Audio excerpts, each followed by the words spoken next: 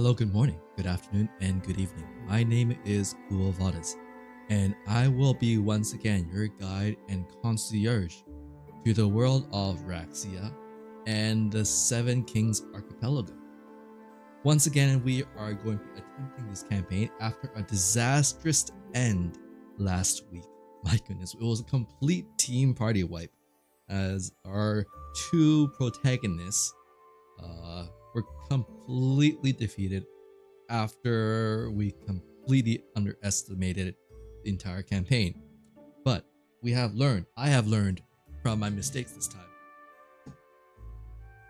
And this time, I hope that we can actually finish it and get through the campaign proper.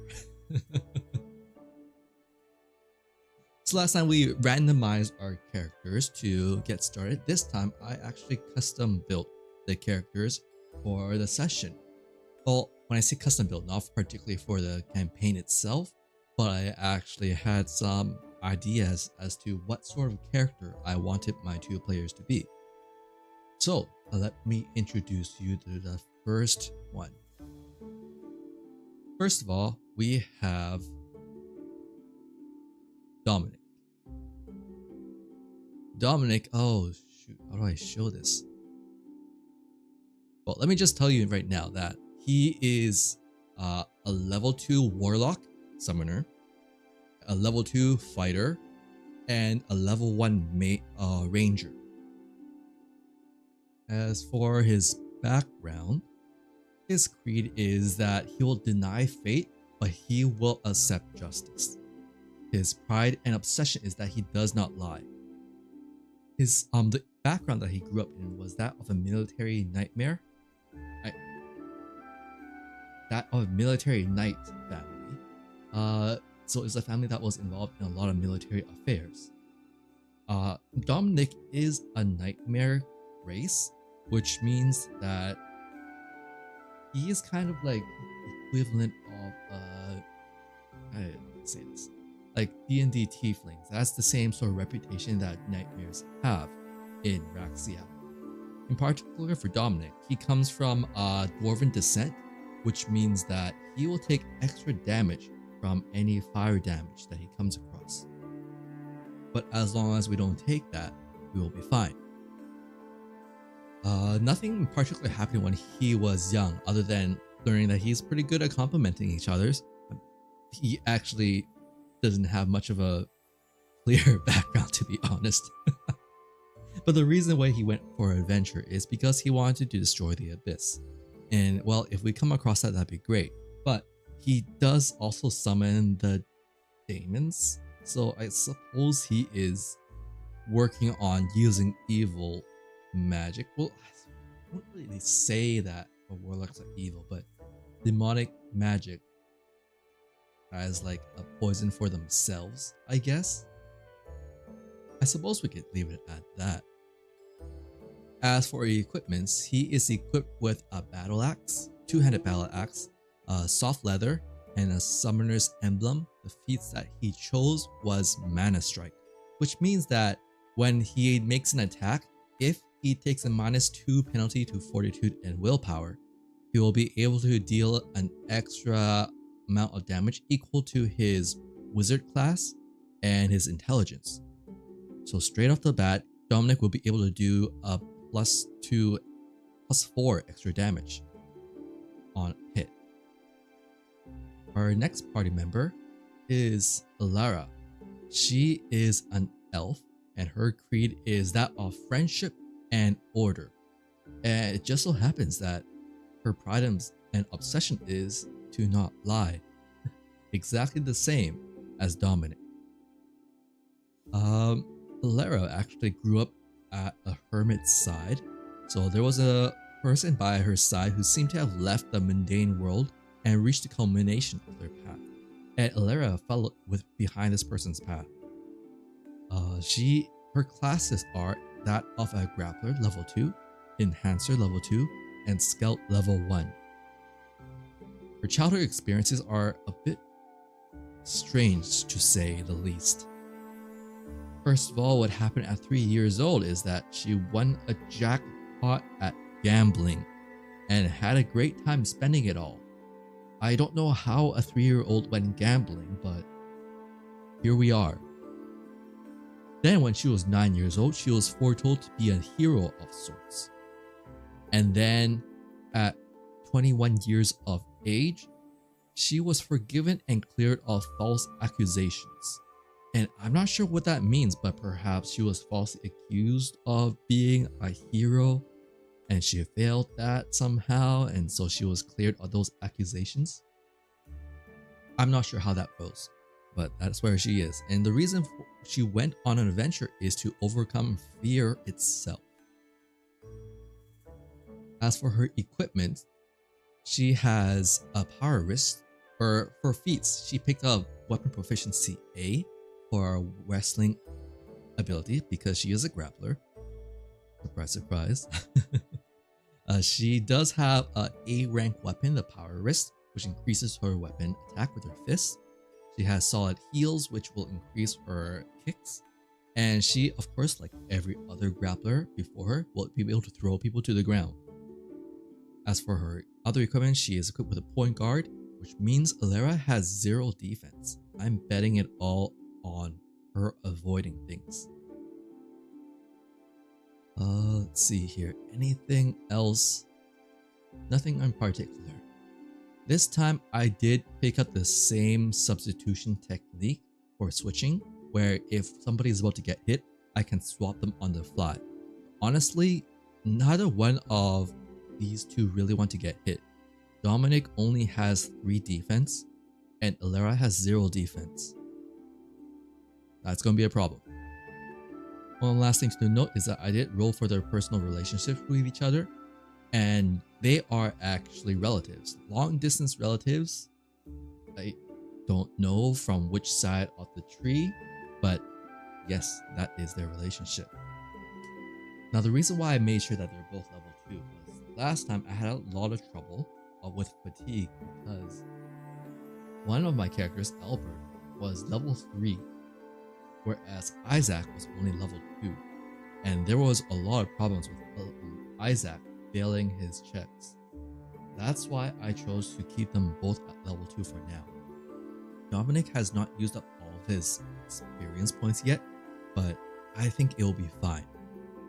So with that said, we will be continuing back with exact same prologue as before. Alera and Dominic are 2 rookie adventurers who belong to Adventurers Guild Blue Nose in Harves. They too have received a request from Branch Manager Rousseau and boarded a ship bound for the Seven Kings Archipelago.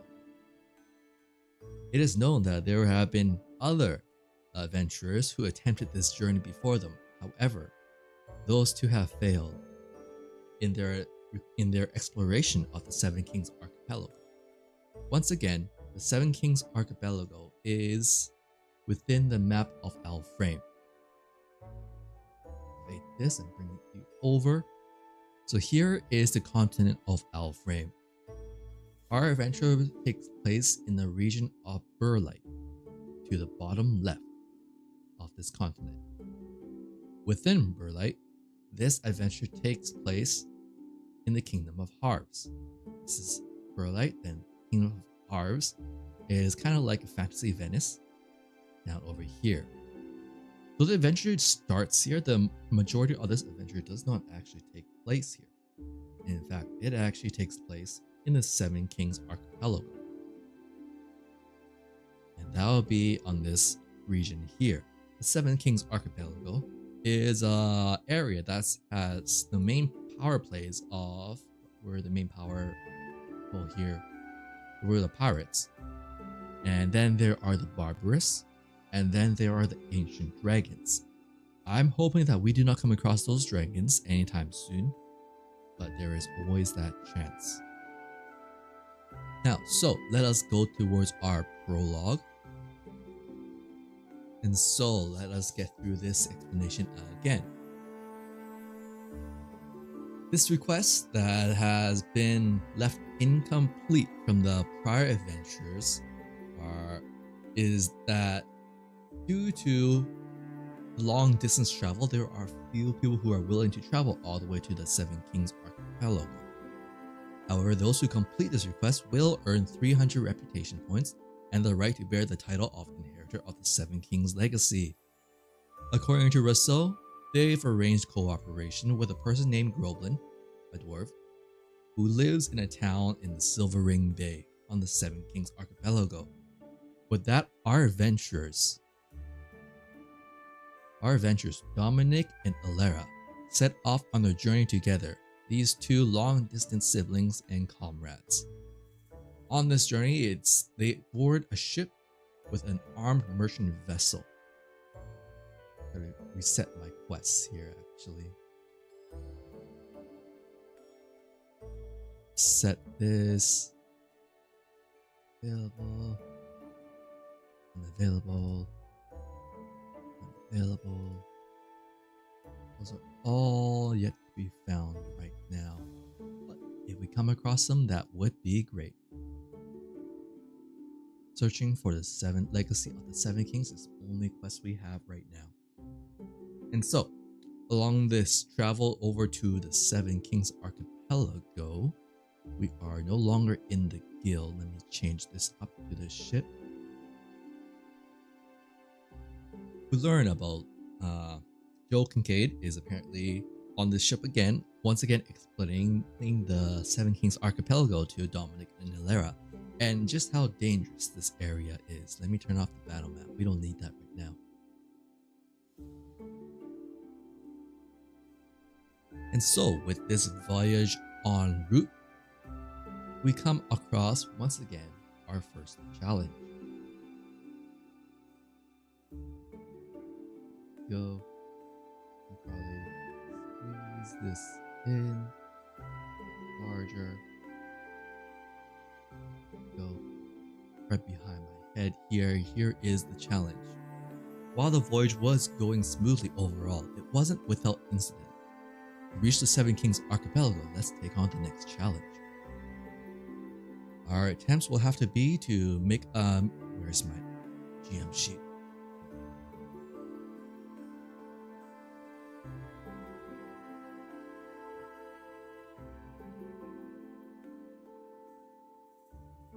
Alright. Have my GM sheet with me again. Now then, meteorology check and cartography check. Meteorology and cartography may be possible, but it might also not. I would rather try to do as many guaranteed as possible this time.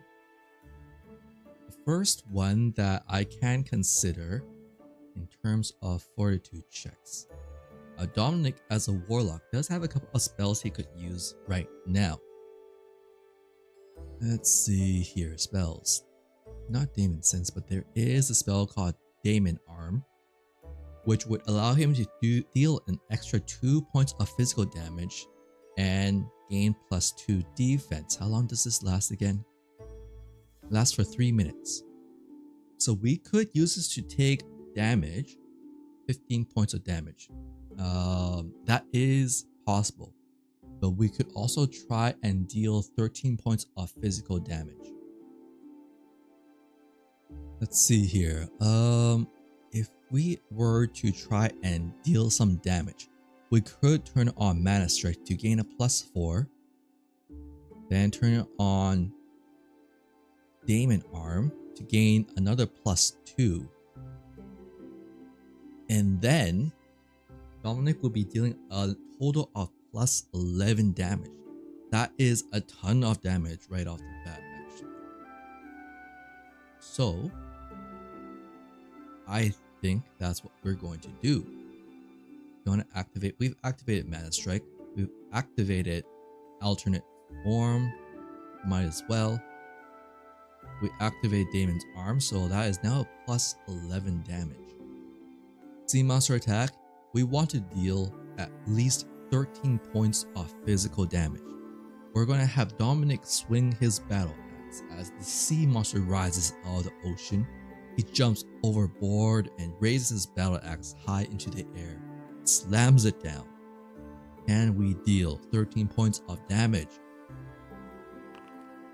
Heck yeah. 14 points of damage are dealt. Rolled a 3-2, so that's a 5 roll. On 5 roll, dealt 14 points of damage. Of course, he did have to spend 5 points of EXP, and 5 points of MP, so that goes in from 20 to 15 MP left. Turn off. This one here. Human's arm can be turned off. And then 240 XP will be divided between the two of these PCs. Because of that marvelous success.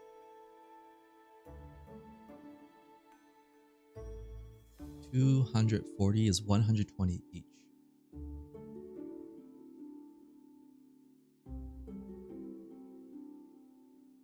Great. Now it is Alera's turn. Alera, well, the thing is, I don't actually have to have Alera do another one. I could actually have Dominic try instead another one. However, we will allow her to try. Let's see, her dexterity is pretty good, so we could make that attempt. It's better than her intelligence. But it's only by 1 point. Let's see those checks once again. Meteorology and cartography are both performable by a scout. Those are intelligence checks, which she has a +3 on. Whereas her scout or ranger class plus dexterity is a +4. +4.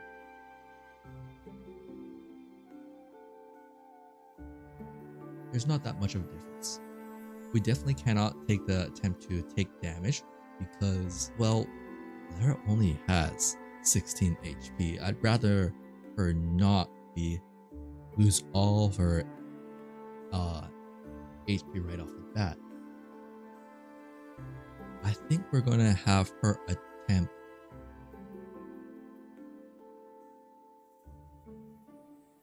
to make a cartography. Wait a minute. Should I? No, I think I'm gonna have Dominic, since he already has Damon's arm on. Might as well just take the 15 points of physical damage on behalf of Alera. That means 15 minus his defense of 5, he will take 10 points of damage. It goes from 22 HP to 10 HP. But that's definitely okay.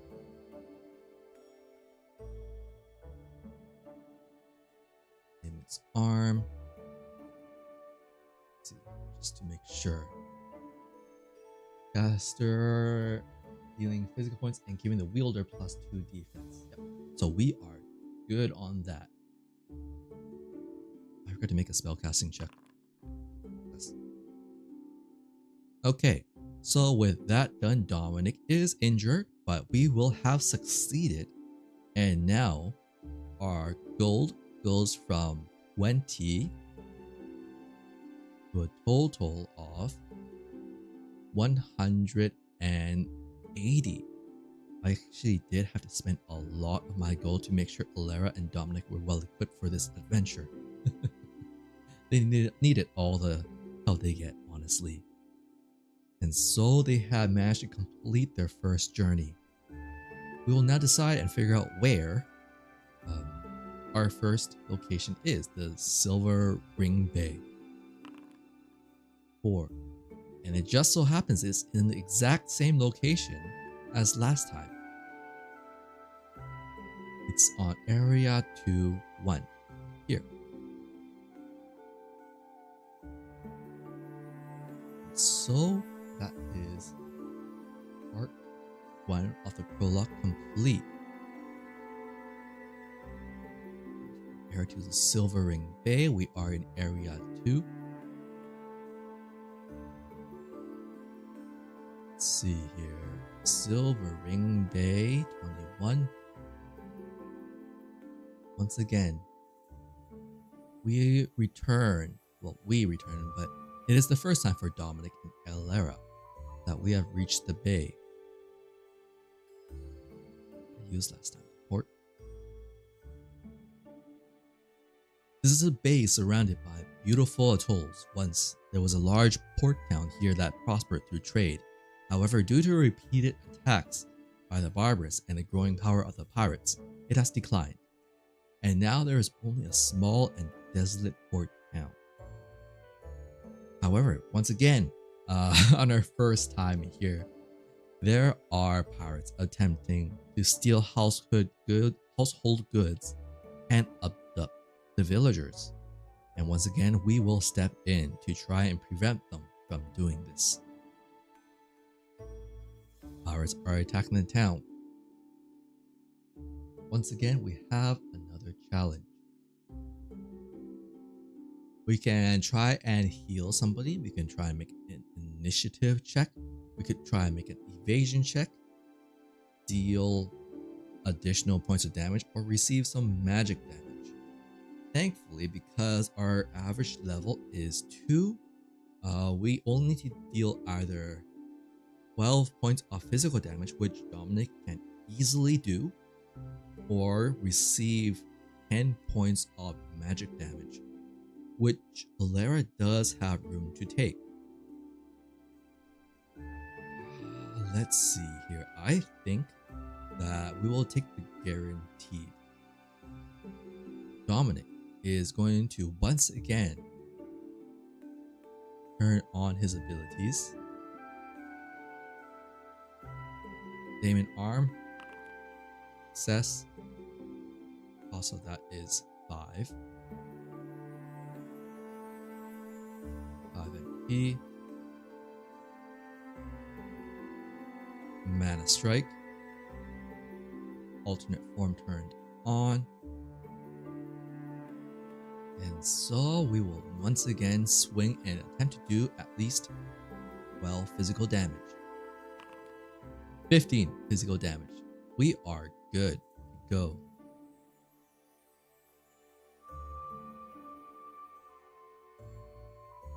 And with that, that will be a success. Adventure level times 30, that's 60 EXP divided by 2. Everyone gets 30 EXP. Now 4650, 4650. Next is going to be Elera. Let's see here. We will have her. We could try an evasion check. She has a +5. If she turns on Gazelfi, she gets a +6. And she only would need to beat 10. Needs to roll a 4 or higher. Chances are pretty good. However, I think that we will probably go to the inn after this. So I'm just going to have her take 10 points of magic damage. That leaves her at 6 HP. However, she needed to... I'm planning to go to the inn after this, so it's perfectly fine. Actually, I should update this and make sure we have always HP. Hold on just a moment. I'll hide this for a moment as I reset things. Modules, HP, turn that on.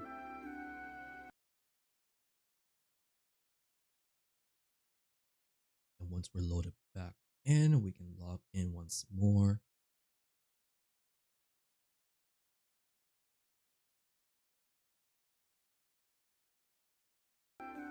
Go, we are back.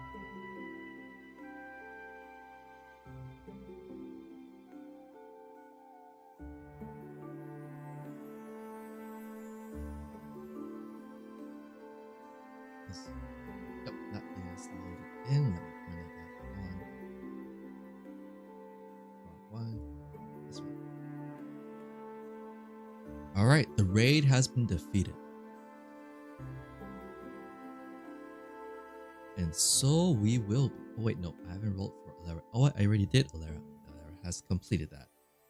So both of them gained XP, which I have already given.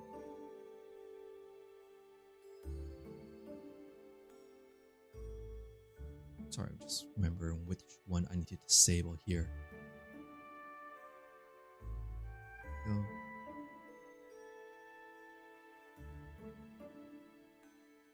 And then they both receive 60 gold each.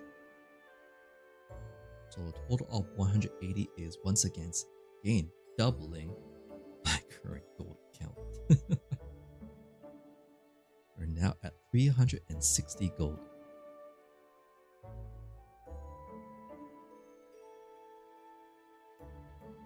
I should also apply this one here. This area 21 is marked off.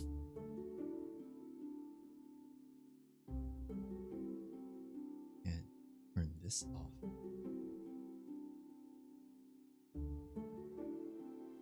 Alright, so after Dominic and Alara complete this challenge and defeat the raid, they receive much gratitude from the townspeople. A muscular dwarf appears, introducing himself as Groblin. With a beaming smile, he says, "That was an excellent fight. Come, enter the town. I'll buy you a drink." This is Groblin, the workshop master who leads the town's craftsmen.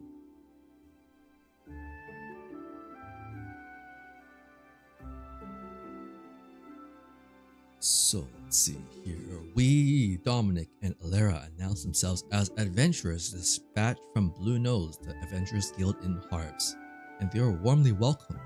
And Groblin warmly shakes their hands. He says, "Unfortunately, I don't know much about the legacy of the Seven Kings. However, you might want to learn something if you go to the Tower of Wisdom." And also advises, and at the Spiral Monastery, they apparently provide special modifications to weapons and armor. You might want to check it out if you're interested in it. He explains that the Tower of Wisdom is a temple of the wise god Kalia, where knowledge from all time and places is said to be stored. Spiral Monastery houses the temple of the blazing Emperor Grendel, where the secrets of martial arts and blacksmithing were passed down. That Groblin explains where the locations of these two areas are. So first, we will place the Tower of Wisdom. We'll need to roll a 1d6 here. 1. And so this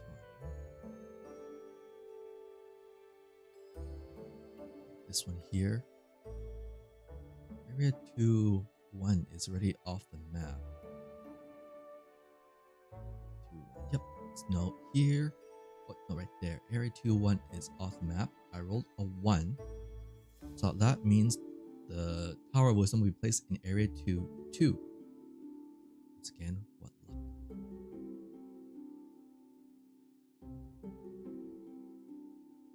Tower of Wisdom.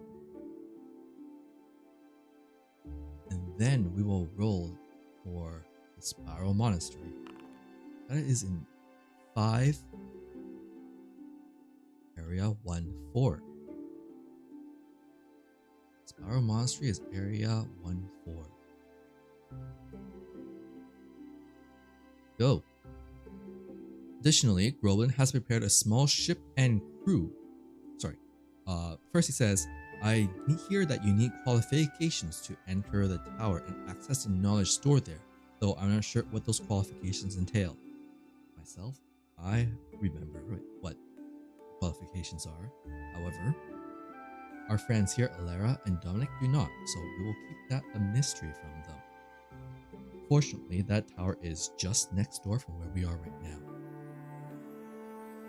Additionally, Groblin has prepared a small ship and crew so that our two adventurers will be able to travel around the archipelago. Upkeep for these will be covered by Groblin so that our characters will not need to pay. From now on, they will be able to freely move within the archipelago. And however, because this ship is only capable of travel within the local seas, it will not allow our characters to return to Harves with it. Afterwards, Groblin requests that our friends here uh, assist him in some issues. Let's see here. First of all, we will have Roland show our friends around. Silver Ring Bay has Ace. Also has an inn. It has a shop. It has a temple. And it also has a port, right? Yep. Has a port. It's great.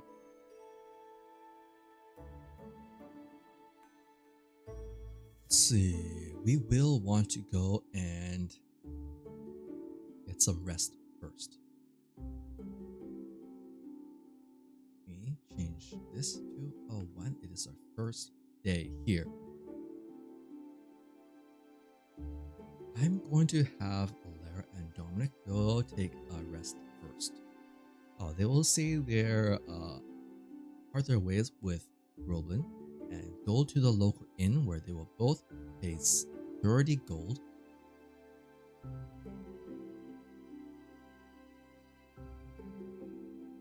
to get some rest.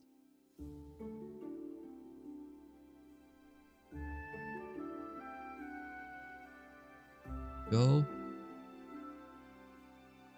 They're still injured though, so I'm thinking, Dominic, how much HP? 17 out of 22.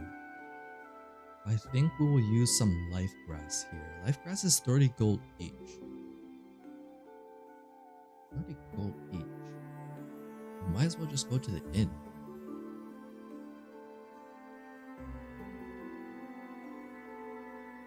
Yeah, I'm just gonna have to go to the inn again. So we are now on day 2 after getting some rest. 240 gold remaining. Confirm.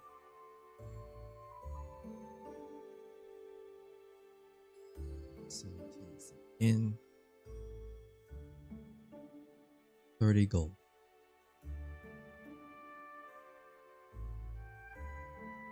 We didn't recover any fatigue because we didn't have any, which is great.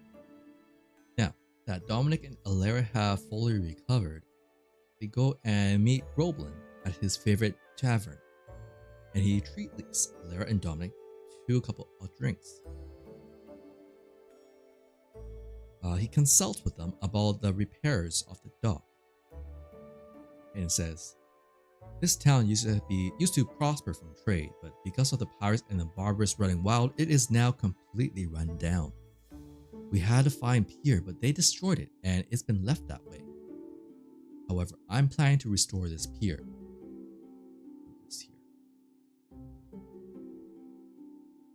However, they say that the loggers can't enter the forest to harvest lumber because of dangerous plant monsters. Therefore, Roblin requests that our players defeat the monsters that appear in the forest. Upon defeat, our party will be rewarded with 3,000 gold, which they will need, and 2 stars, which they will also need. And also, completing this quest will unlock the Silver Ring Bay quest to search for Severo. And so, our characters, fully rested, will then head out to the Black Cedar Forest.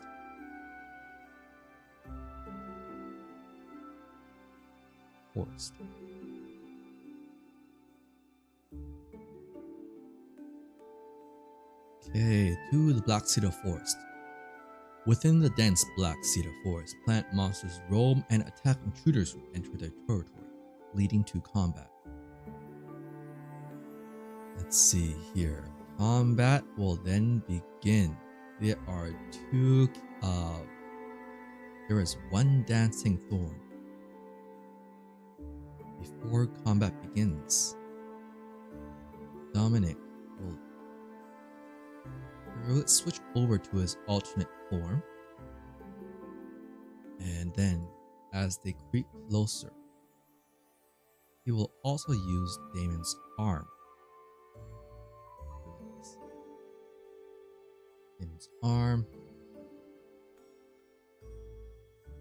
Casting check, success. 5 MP. Self. Aiming arm on himself. He now gains extra defense and damage. Great. Alright, we are good to go.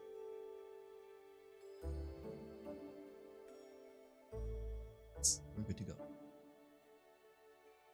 First of all, we will need to bring in Dancing Thorn.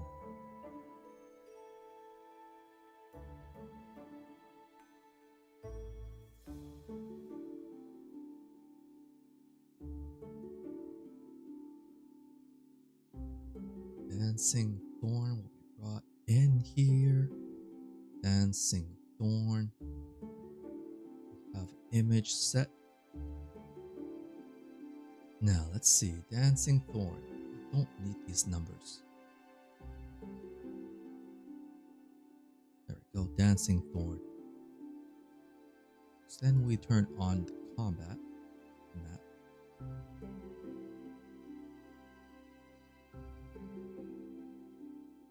On the field, get you on the field, and get Dominic off field there. He will be in the sidelines. So we will begin our combat.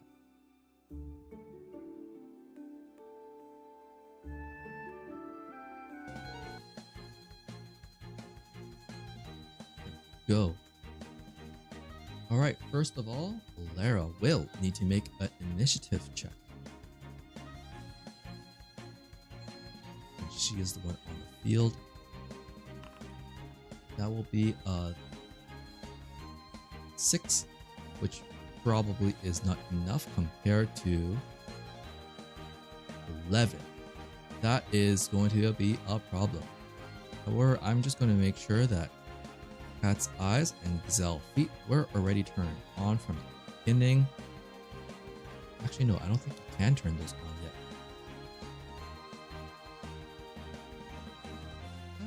Nah, I don't think they can be turned on yet because those do not have, wait, do they? Features. Can it be used in prep? Gazelle Feet can be used in prep, but not Cat's Eyes. Turn off Cat's Eyes for now. But Gazelle Feet is on.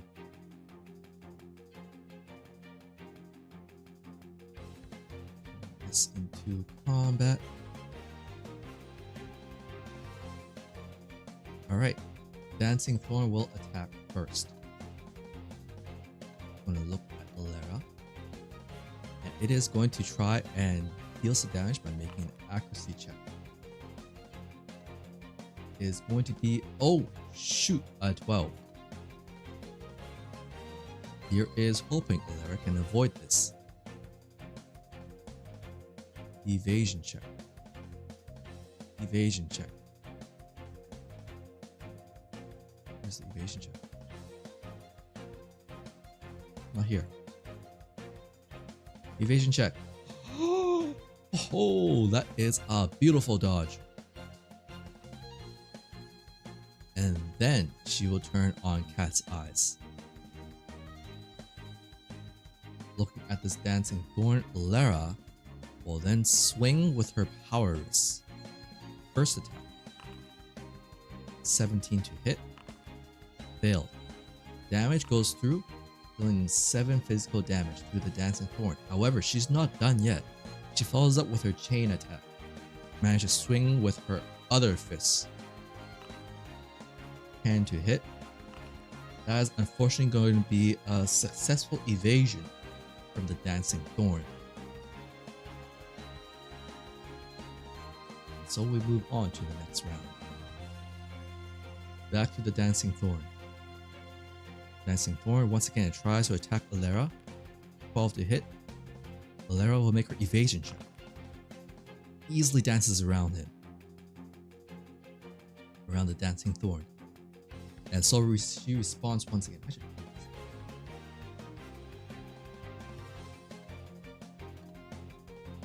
Facing off against the Dancing Thorn, she will swing her 2 fists once more. First hit is going to hit. dealing damage. She crit! She rolled a crit! 12 damage to the Dancing Thorn. And then second attack. She fumbled! Well, I guess she will gain 50 XP, but that's one fumble recorded. That is her turn complete. Dancing Thorn will then try to swing at her again with Slam attack. So far it hasn't hit anything yet, which is great. I'm very thankful for that. 12 to hit. Alara will make her evasion check. That is a 14. That will be a successful evasion, which means it is now her turn to return the favor. First hit, 14 to hit. Failed evasion check. That'll be 7 damage applied. It's almost dead. Actually, why don't I just show this? Anyone should be able to see its HP. Always. See, it is almost dead. Updates. Broken mold. Display bars always. There. That was the first attack. Second attack. That's 13 to hit. Against its evasion, it's going to fail, dealing an additional 9 damage. Now dead.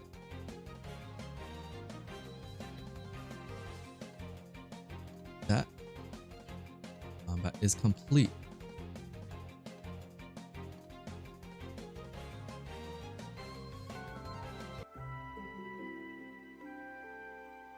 Alright, now the two of them can make a loot check. See, what will they gain? They will gain Crimson Petals.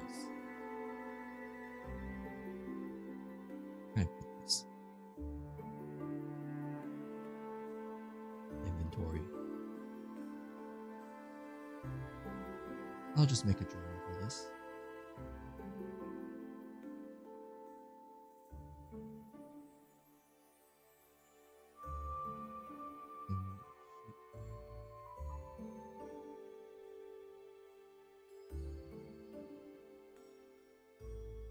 We have single item.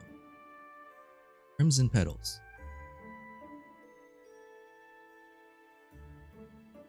Copy it and save. Get out of here.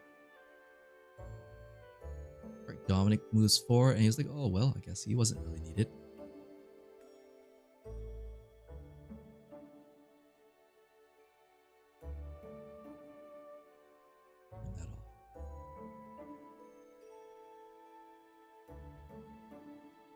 Demon Arm's supposed to last for 3 minutes, right? So it should last for 18 rounds. Let's fix its effects.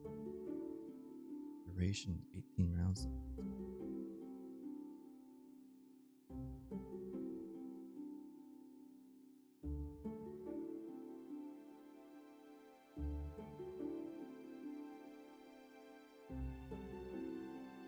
Alright, so back to our story. With that defeated, more monsters will then gather upon hearing the commotion, so we must take on the next challenge.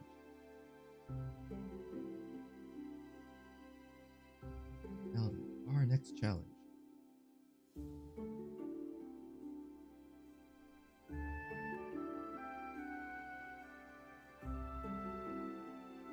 we are. Cut off. Go.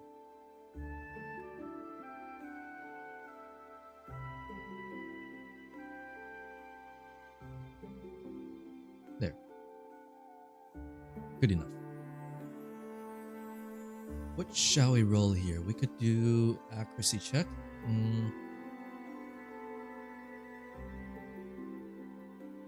Take some damage.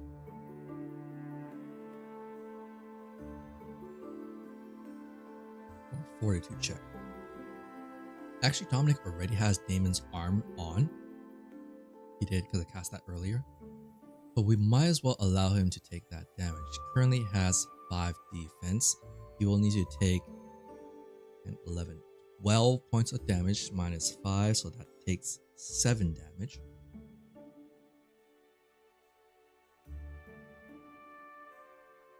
Dominic takes 7 damage. It's totally okay. He will want to get some rest afterwards anyways. That's one success there.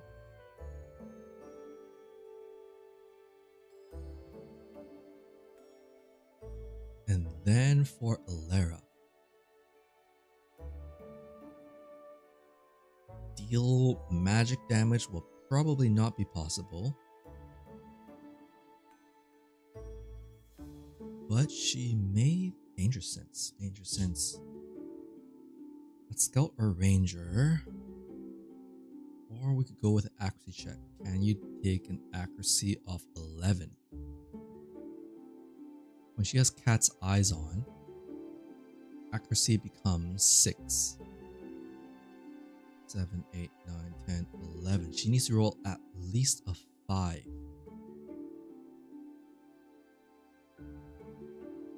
Yeah, at least a 5 for accuracy. And with her power risks, do they give accuracy bonus? That they do. Let us go for an accuracy check. Accuracy check. We're going to have you try to roll at least an 11. Can you do it? I guess. You rolled a 10 plus 6.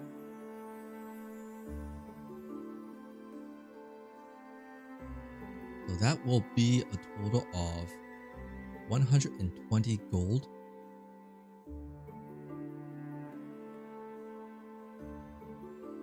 And then both of them will receive another 180 on top of that. 80, that's 540 gold. I would like to gain experience though.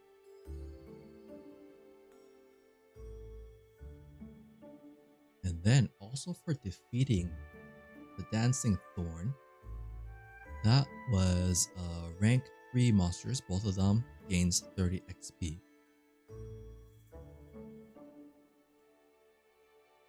30 XP. You did both of them. We're already doing much better than last time. Especially because they don't have any fatigue to speak of. Once this challenge is complete, you will have finished exterminating the monsters in a Black Cedar Forest and earn 1 star. We have obtained 1 star. That will be used for XP later. And then, report in the Adventurer's notes.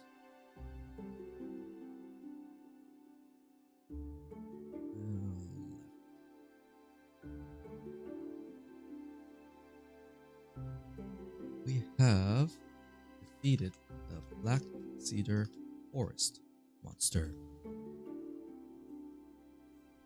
That's written in very large font. We'll fix that another time.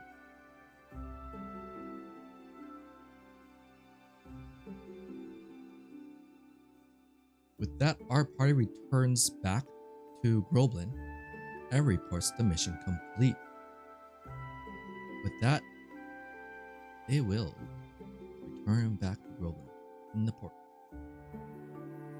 And we can turn off the bed on that too. Going back to the ports. That will be for 3,000 gold earned and 3 stars total.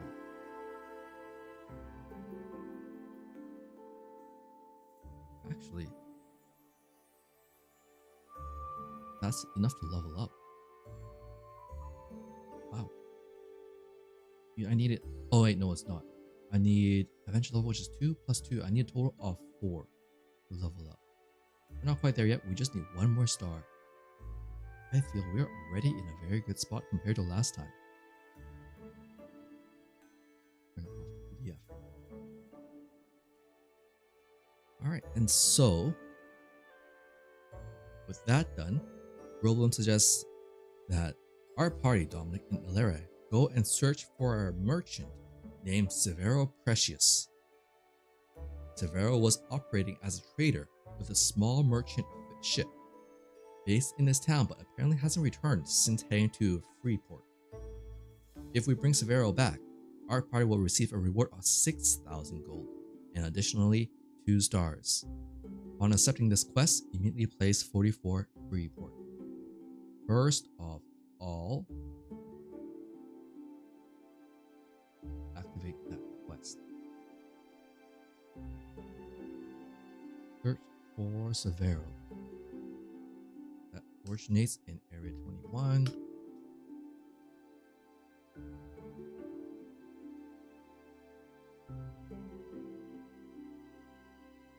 It's now accepted and available. In progress.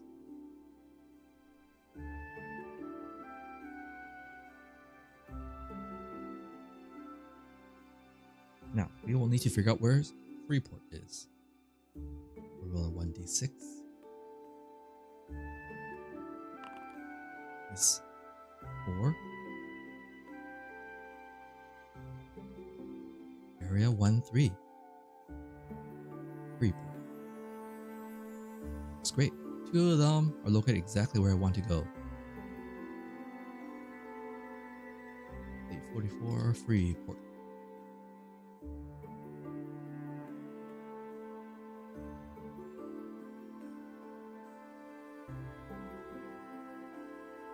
And Freeport, let's see here. We know that it has a base. Do we need to unlock it first?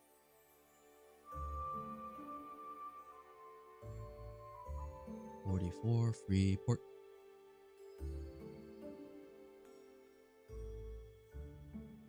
Doesn't look like it. It looks like we can immediately use it.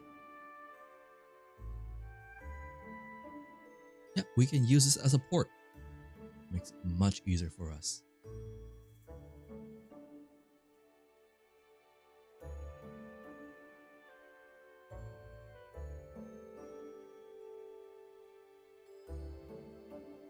Alright, so let us go visit the guild base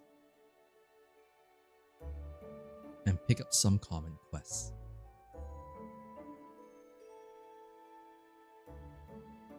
Pick up the common quests. Go to the guild and accept common quest. Roll 1d twice and refer to common quest determination for each result to determine 2 common quests.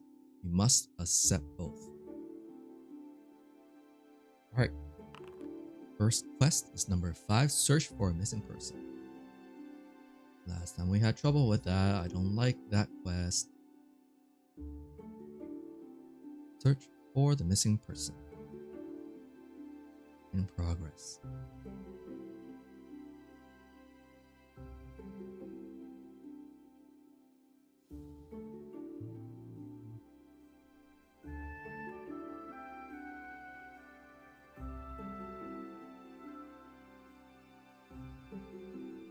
Area 5 quests. Roll d66 to determine one area. If designated area has not been placed yet, place it immediately. And that will be the last known position. So let us roll. Wait, we need to update this first. Have 24, 44, 64. 24, 44, and 64 are already crossed off. Now I roll a d66. Next one is a 5 and 3. That's a 53.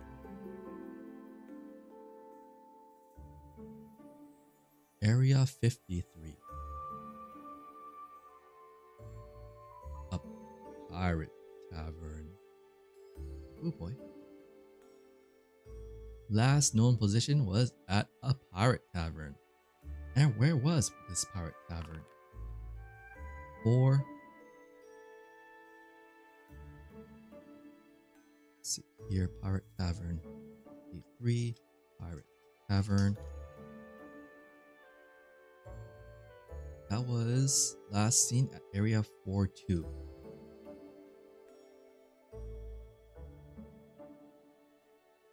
Not quite where I want to be going, but now we know where it is. We know that the pirate tavern has an inn. Report. We also know has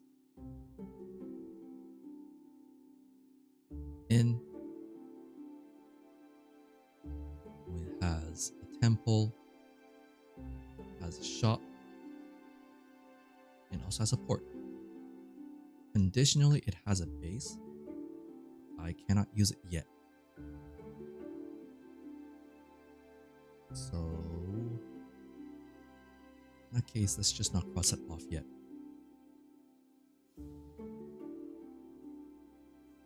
Alright, Pirate Tavern, that is last known place.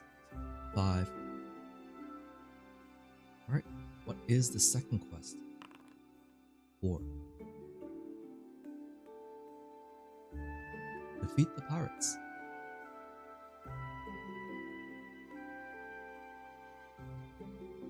Let me copy that out. My own reference. Defeat the pirates. Defeat.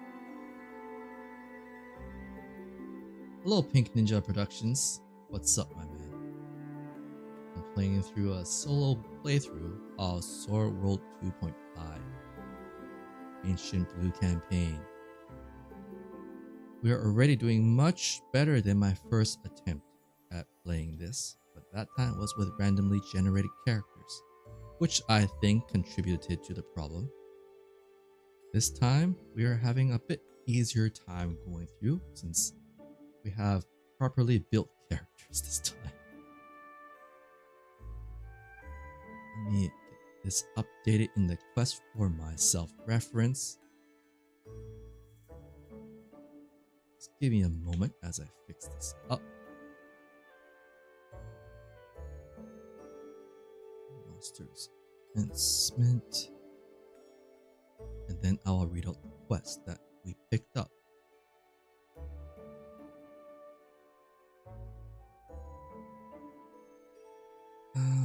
Average level 2 or less monster placements. That's me. Actually, I should just copy the image in. That'll be way easier.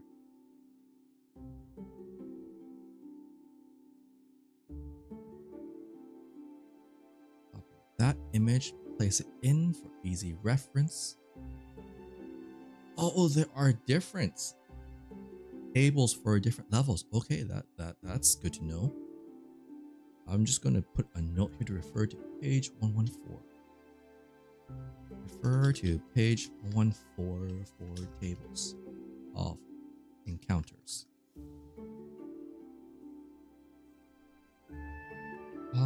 Want to learn how to play this game, but you just never have the time? That's the thing with trying to learn new tabletop games. I hope you've already joined the Discord for Sword World 2.5. If you haven't, drop on by. We don't always have games running in there, but when we do, it's great to see it happen. Lots of people love to be chatting in there about the situation and what we have. How far along am I in this game? I actually just started this campaign 1 hour ago.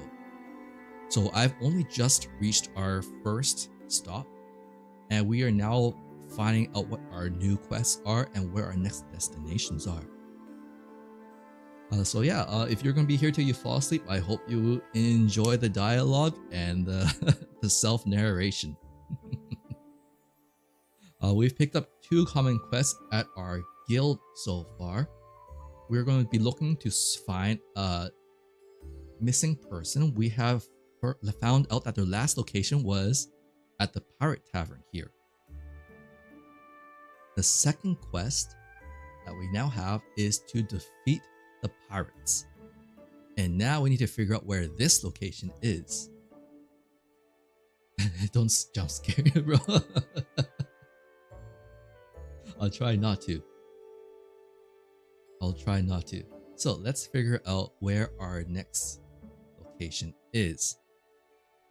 We'll roll a d66. Determine what location. The number is a 3 and a 3, so that's area 33. Now, what is area 33? Area 33, let me double check. Area 33 is Dracana Forest. Dracana Forest. There are a conditional port, so I hope I will be able to unlock that. Now, where is the Dracana Forest? Roll a d6. Figure out where it goes. That is a 4. I've already rolled a 4. That'll be in area 4-4. Wow! Both of the common quests are in the exact same place.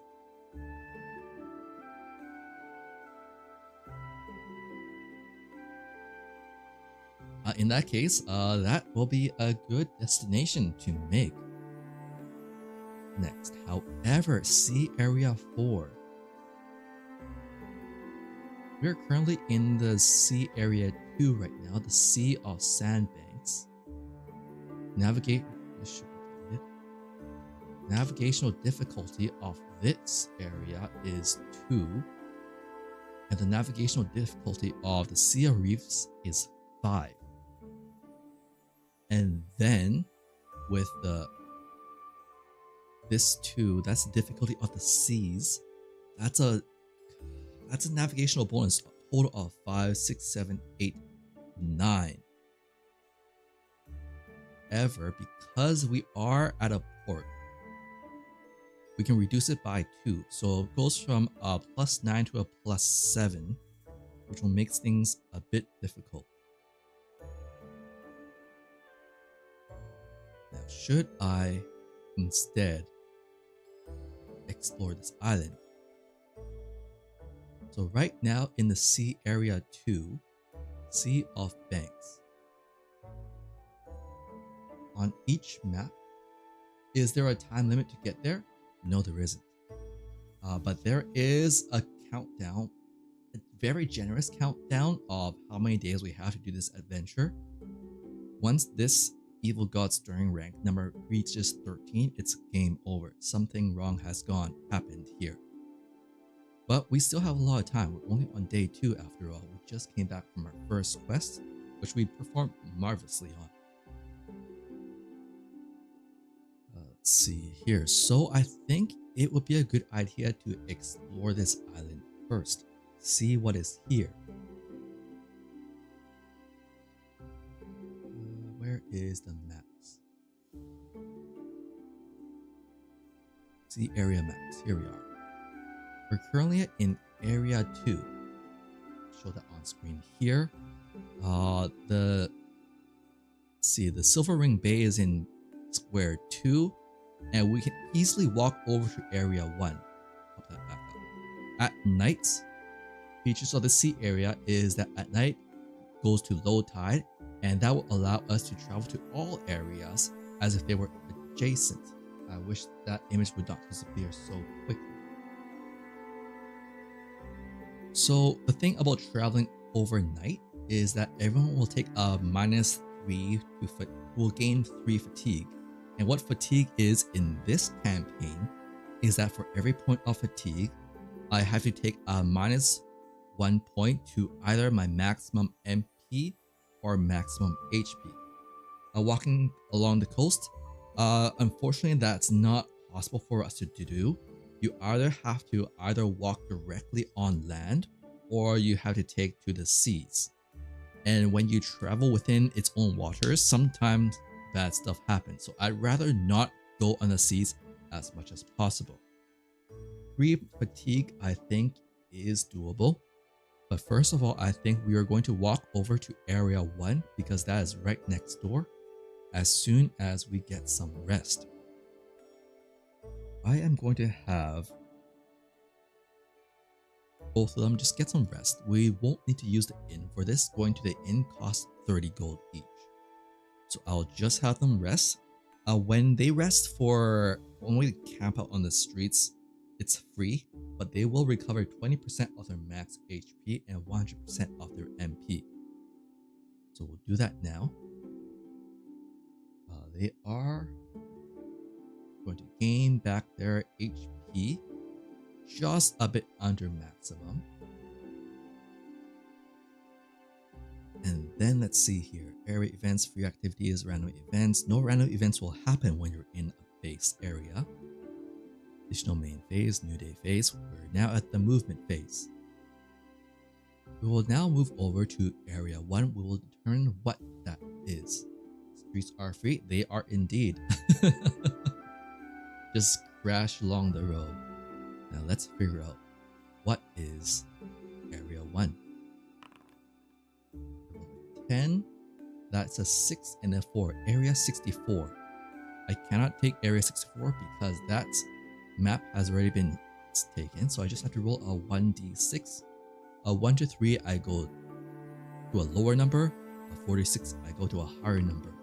4 to 5 we take area 65 instead. Area 65 is right next door to where we are. Now in area 1, I walk over, copy this, and then I will take a look at what area 65 is.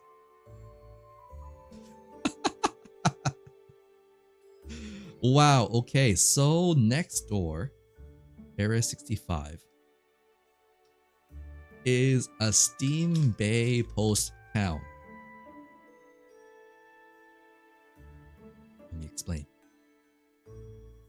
Steam constantly rises from the surface of this inlet. It's due to a volcanic zone beneath the sea, causing the warm waters to spring forth from the shallow waters near shore. A post town clings to a narrow strip of flat land between the mountains that press against the coast and the sea itself. This post town is under the control of neutral pirates who do not submit to either of the 7 kings and for now maintains its peace. This is a port town,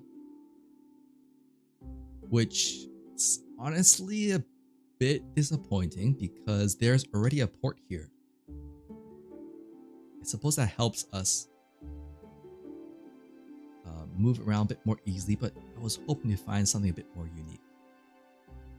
But this place also have hot springs, which will allow us to recover our fatigue much more easily. Here at the Post Town Hot Springs District, there are several hot springs inns scattered along the streets. Let me just change the adventure map here to a town, to a city. Nope, mountain village. That's more appropriate.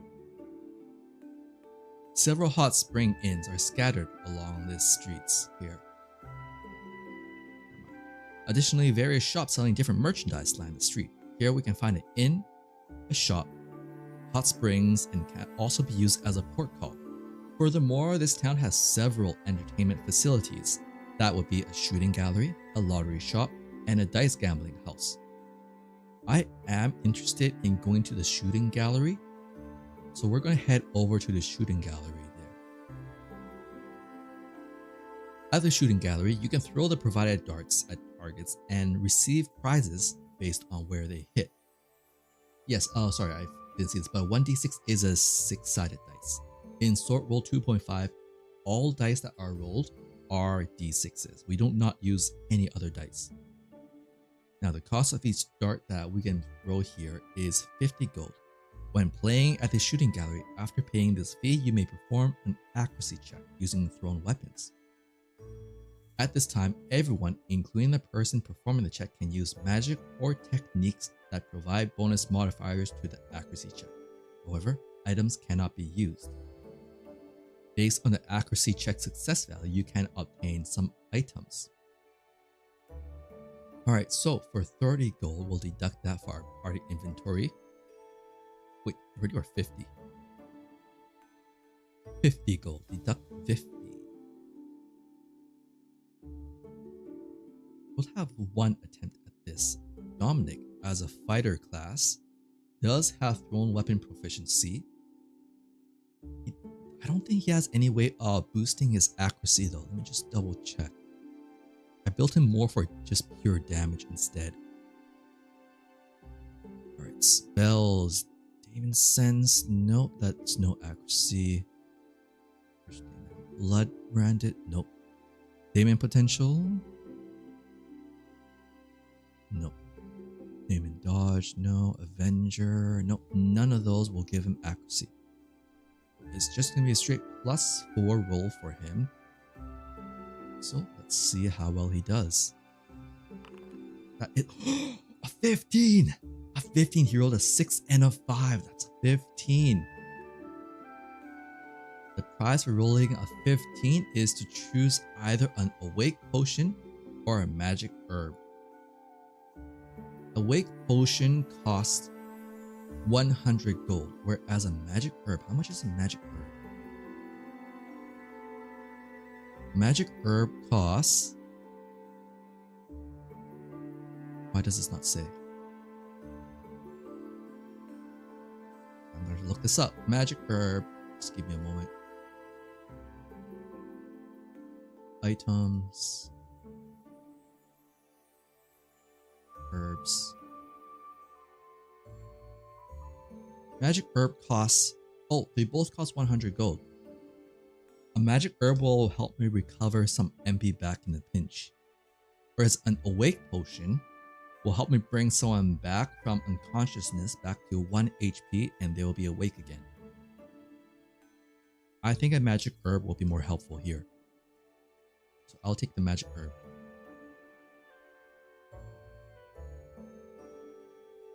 Let's see, I need to find that in my compendium. Items, sword, world, equipment, supplies, herbs, Magic Herb. Alright, we'll give that to Dominic. He now has a Magic Herb. He will be able to use that because he is also a Ranger class. Are you streaming? I'm other? I'm sorry, I don't understand what you mean there, Pink.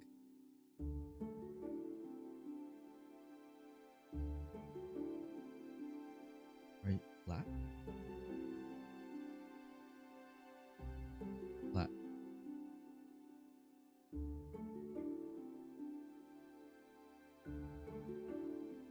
I'm not sure what you mean by flat there. Platinum? I was just moving some things behind the scenes if that's what you're referring to. Oh, I mean on Rumble, Kick, or Twitch? Nope, just on YouTube.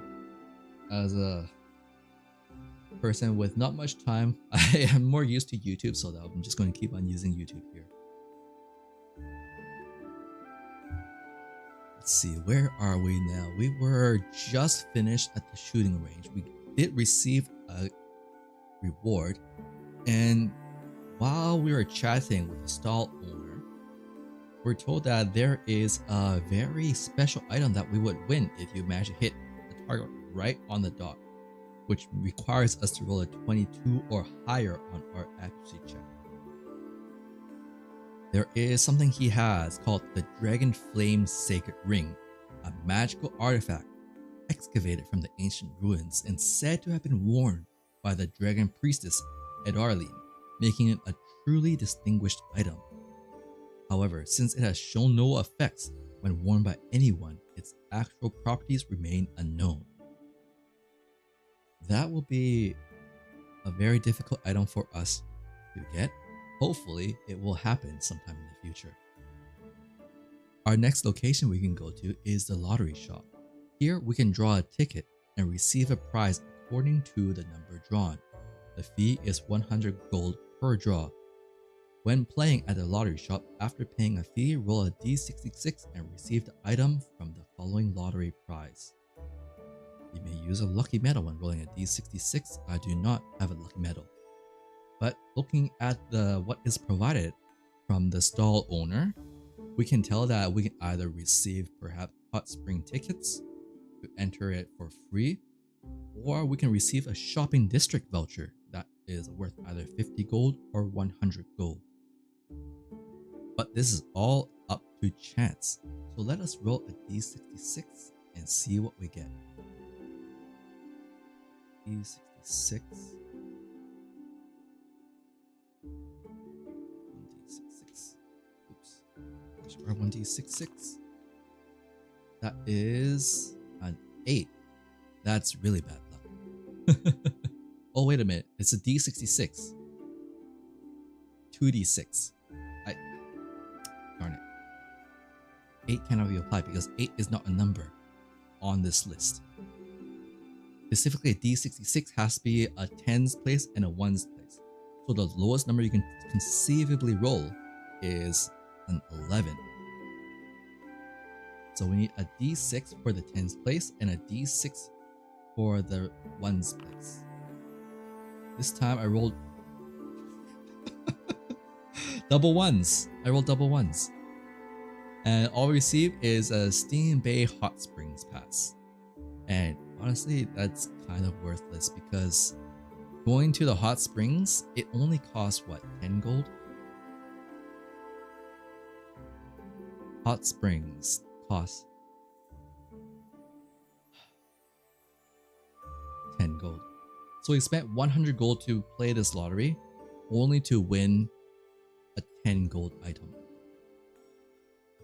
That is unfortunate, but that is a lottery for you. Should I roll again?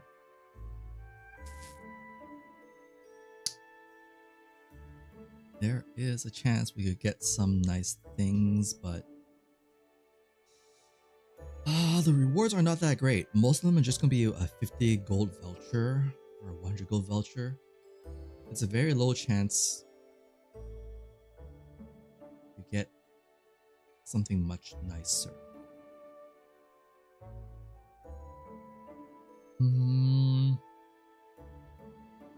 Sure, I'll try one more time. One more time. So another 100 gold. Let's roll another D66. That is a D8. That's a 9, which is made up of a 4 and 5. 45. Receive a Hot Spring District shopping voucher. A single one for 50 gold. So if we were to go shopping here, we would be able to get a 50% discount. So that is what we gained. One Steam Bay Hot Springs pass, we'll come back and use that another time, and a single Steam Bay Hot Springs District voucher. I probably will come back here at a later time to use the Hot Springs. Hot Spring voucher of what? It's basically it's a 50 gold voucher coupon that we can use to spend when we go shopping in this area, in this village specifically. I don't need to buy anything right now. I mean, I conceivably could buy better equipment, actually. Could I? Maybe Dominic should get better equipment. He is a fighter. Whereas Lara, what do they have? Right now, Dominic is equipped with a two-handed battle axe, which he can wield one-handed as well. He has soft leather. I would like to upgrade him to metal armor. Whereas Lara already has the best weapons that she can currently equip and equipment as well. She is a grappler, so there's not much that she can improve on there. I do want to make sure Dominic stays with axes, so I do plan on getting him to level up with stronger axes. Let's double check here. Non-metal armor. Yep, that's the best that Lara can wear, so no upgrades for her. As for wrestling equipment, she could get stronger boots for her kicks, but I don't expect her to be using one. Yeah, grapplers are awesome. I think grapplers are great because they have the most build variety other than riders. You can build them to do a lot of punches, you can build them to do a lot of counters, you can build them to do lots of kicks, or you can build them to do a single really strong punch. And that is what I'm going with for Ilera. Let's see here, could purchase Ilera, let's see here, I think that is called Power Anklet. She's currently equipped with Power Wrists.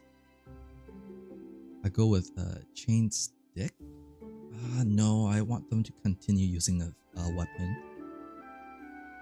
Heavy Boots for a double leg drop.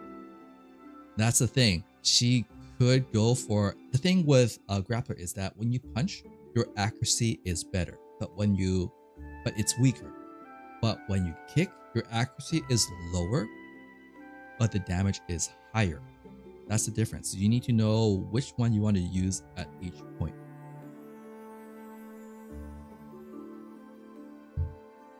I think I will upgrade Dominic's armor instead.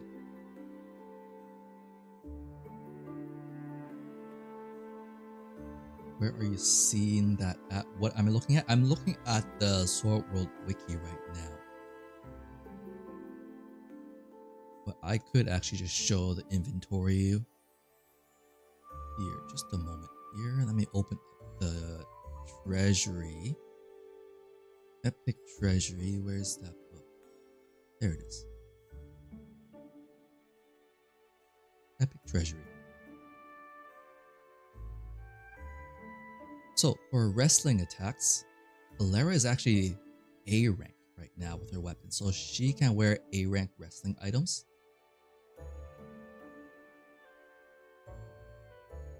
A rank weapons. She has Power Wrist already on. So for her feet, let's see here. She's equipped with Solid Heels. Solid Heels is a B rank. Right here. That does power 15. Whereas Power Anklet costs 900. It is 20. I don't think I'll be using this that much. Wrists already good. Feet already good. Let's look at metal armor instead. I want to upgrade Dominic to better equipment. Right now, Dominic's strength. His strength is 20. So I can wear up to 20. So he can purchase some chainmail, 760. I think we'll do this, 760 minus 50 because of my voucher.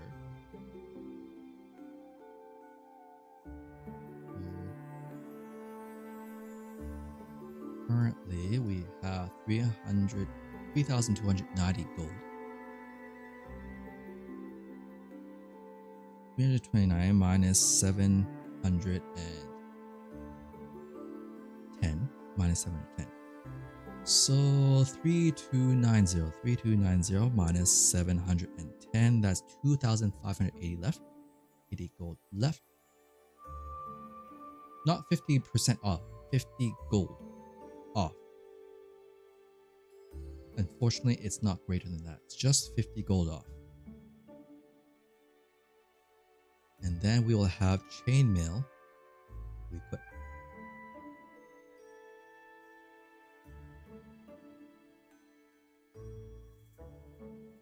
Chainmail is equipped. I can now sell my old soft leather. Soft leather is cost of 150, so I can sell it for half price.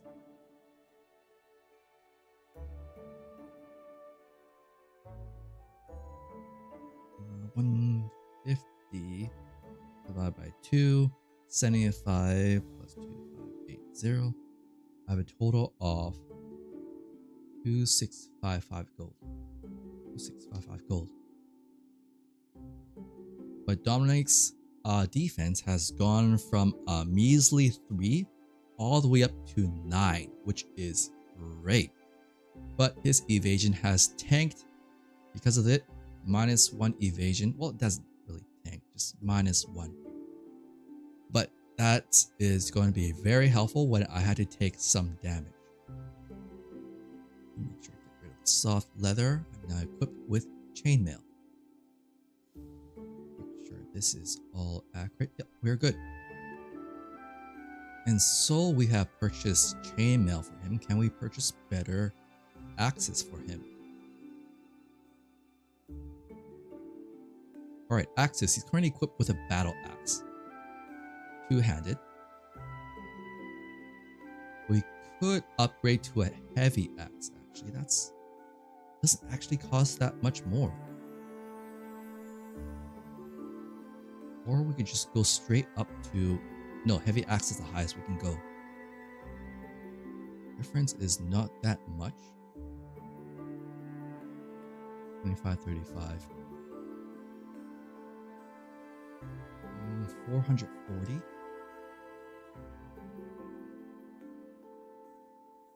Alright, sure, let's make that exchange.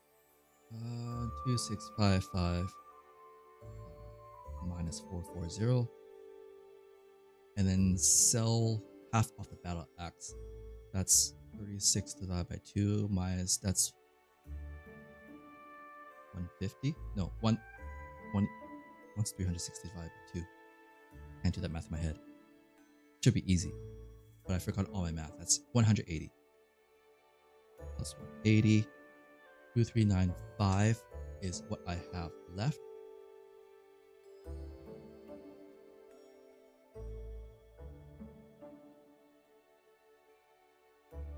Two, 3, 9, 5. And get rid of the battle axe. And now we have the heavy axe instead. Heavy axe. I need to be able to duplicate that so I can wield that two-handed.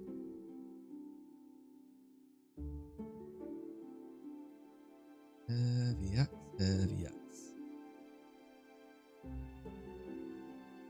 Is one-handed version. Sure I can dice properly. It is, what sort of weapon is it? Slashing? Slashing. Edged weapon. And then I need to duplicate this and also make a two-handed version.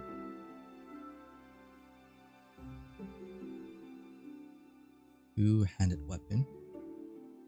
Also edged. And its damage increases from the power 25 table to the power 35 table.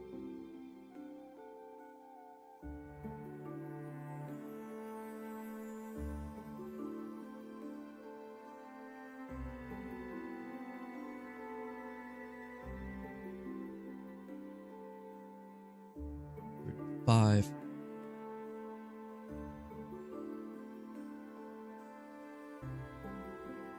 And those are now equipped. Good to go. And because sometimes I do need to actually just straight up take damage in the challenges, I'm going to give Dominic a shield as well, because when he takes that damage, with that shield, he'll be able to take less damage. B-rank shields. I just need it just to straight up take damage. I think we can purchase that tower shield for 600. This tower shield for 600.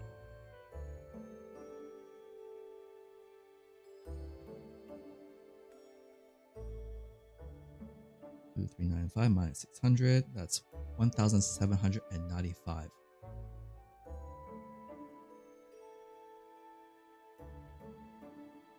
And now I also have a tower shield. This is the reason why I wanted Dominic to also have be able to wield his heavy axe one-handed as well, because just in case we can swap it in, if the tower shield in, if we need to. Oh, remember how I said that Dominic had 9 defense? That was incorrect. It was because I had both of the chainmail and the soft leather on at the same time. He actually has a total of 6 defense right now, when it was originally 3. And if he were to equip the tower shield, it goes up to 8. And then if he uses his buffs, then he can bring that up to 10, which is great. Much better than before. It was originally a maximum of, I think, 5 with all the buffs on. Can you lose limbs and eyes in this game? I do not think there are rules for that, for like specifically losing arms and eyes. However, there are rules for if you are blinded in one eye or blinded in both eyes, or perhaps if you're unable to use one arm or a leg for whatever reason. Based on that, I would say yes, you could play a character that has lost limbs or eyes, but specifically losing them, it's not normally going to happen in this game. Right, where were we now? Right, we need to change this to 3rd day. We're on the 3rd day right now. And we have explored the Steam Bay Pulse Town. There is no base here, which means that there is a chance of a random event occurring. So for random events, we need to roll a d6, a 2. What is random event 2? Random events 2. A fight might break out. Oh, it is within our buddies. So, Ilera and Dominic, though they are long distance relatives and comrades in this journey for the Seven Kings Archipelago, sometimes they do come across some disagreements. Our 2 friends, they get into a fight, though they don't remember what caused it. They're both very stubborn, and they both know that neither of them lie, which means they are being very truthful about their difficulties and their complaints about each other. And such, a hostile atmosphere has been created and could easily turn physical. However, neither of them meant for things to get this way. 2 other PCs belonging to one player, which are both my party members, are fighting and want to make up, but they don't know how to reconcile and are too proud to apologize sincerely. As a result, they lack concentration and automatically fail all checks when rolling 2d6 if the result is 3 or lower. For reference, normally you only automatically fail a check if you roll a 2 or lower. So they will continue having a fight until either executing a switch or until the next growth phase. Buy a round of beer, that might be the solution to it, but unfortunately that is not the only way they can solve their current issues. They're currently going to have a fight, but however, when they perform a switch or during the next growth phase, like the level up phase, they will be able to make up and with each other, and they will reconcile with one another. And while reconciling, they will learn one of 3 different effects, either switch effect for courage link, trust bond, or endurance link. I know exactly which one I want. It is most likely going to be endurance link, but let me double check here. Courage link. New active buddy chooses either an acts check or spellcasting check and gains a +1 bonus. And the new reserve buddy gains 1 point of fatigue. That's only if we're having trouble hitting things. Trust bond. Apply 1 magical effect that the new reserve buddy can use to the new active. The new reserve buddy must pay the MP cost and perform a spellcasting check. Oh, so that you can cast a spell on your buddy. Normally you can't do that because they're on different maps, essentially. They're different areas. So the thing about this campaign here is that there's a special mechanic called switch. when you are in combat, each player is controlling two characters at the same time. However, only one of them is on the field. The other one is technically off field. And so only one of them is in combat at any time, and they cannot affect each other.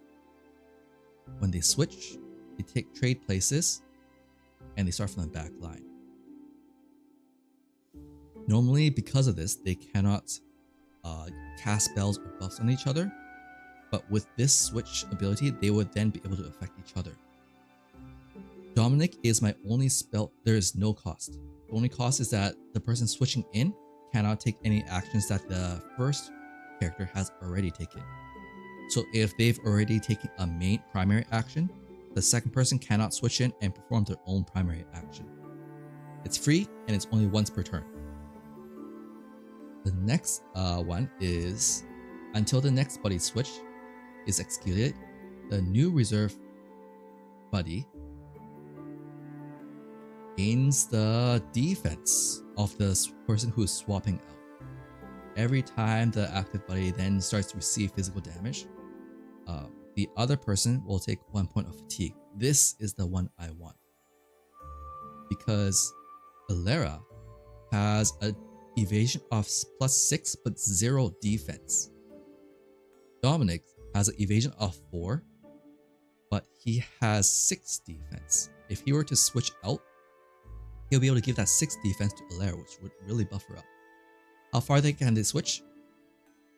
There is no limit to the distance, because technically he's off field, so he's everywhere and nowhere at the same time. And they'll switch in here. So in Sword World 2.5, in this campaign, we're only using simple combat, nothing else. I could conceivably figure out ways to include the other types of combat in here, but it's a lot of work to rewrite a campaign, and I really don't want to go through all that work to do so. Like Miles. So as I said, simple combat, they kind of extrapolate the areas. You're either in the middle of a fight or you're outside that skirmish, quite a far distance.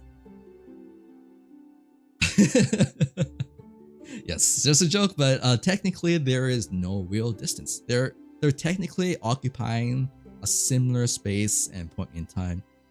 Hand waving it, they can just swap in and out. They're working back to back. Anyways, Endurance Link is the one which I am going for. Now, where were we?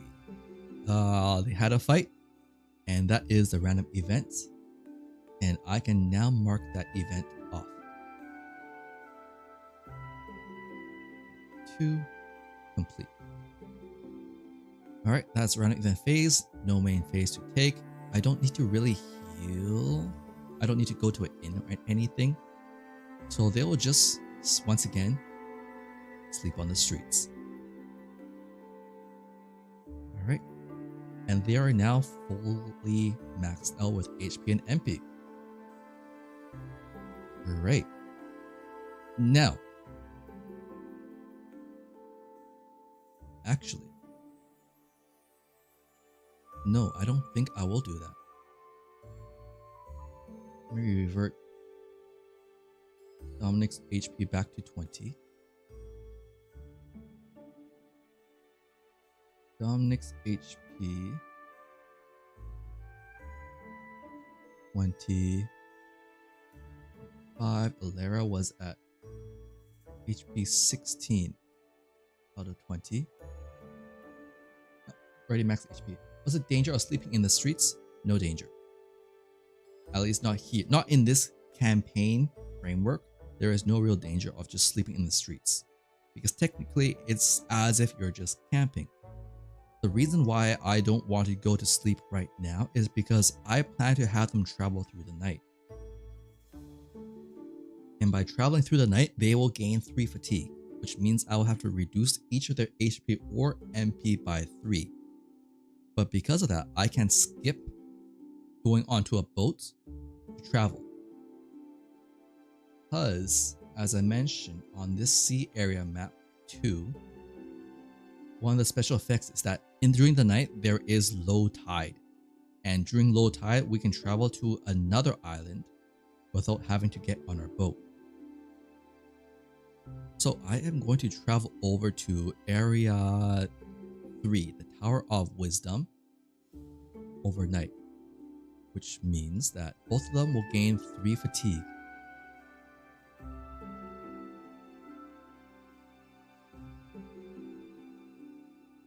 With 3 fatigue, both of them will take a hit to either their HP or MP. Dominic, I am going to have him take the hit to his MP. So his 20 MP goes down to a 17. He's not really using too much of an MP right now. Alara, she does not have much HP at all. Her max HP is 16, max MP is 22. The only reason she ever uses her MP is to use her enhancer abilities, which cost 3 MP each. I use both of her techniques every 3 rounds, so that's at least 6 MP. She has more than enough, so I will reduce her MP by 3 as well. And now her max MP is 19, which is still doable. Now then, because they are traveling through the night, we are going to go and figure out what is in area 3, which is the Tower of Wisdom. Traveling through the night. Let's see. City entrance.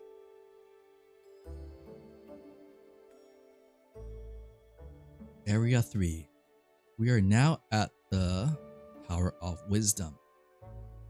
We were told that we will have to try and pass some sort of check to get in, but we don't know what that is. Area 64. Tower of Wisdom. Here lies the Tower of Wisdom with the conditional inn and temple. It is a massive, twisted, ivory-colored spire. From within this tower lies the temple of the wise god Kalia, where priests and followers reside. It is said to house knowledge from all times and places. However, the enormous metal doors at the tower entrance only opens for those who have proven and been acknowledged for their wisdom. Dominic and Alara approach these large doors. These enormous doors, large enough for even a giant to pass through comfortably, is clearly made of metal, though it is said that no sage can determine what kind of metal it is. Inscribed in Arcana on the doors are the words, actually, needs to even read Arcana? I don't think they can read Arcana. He speaks Trade Common.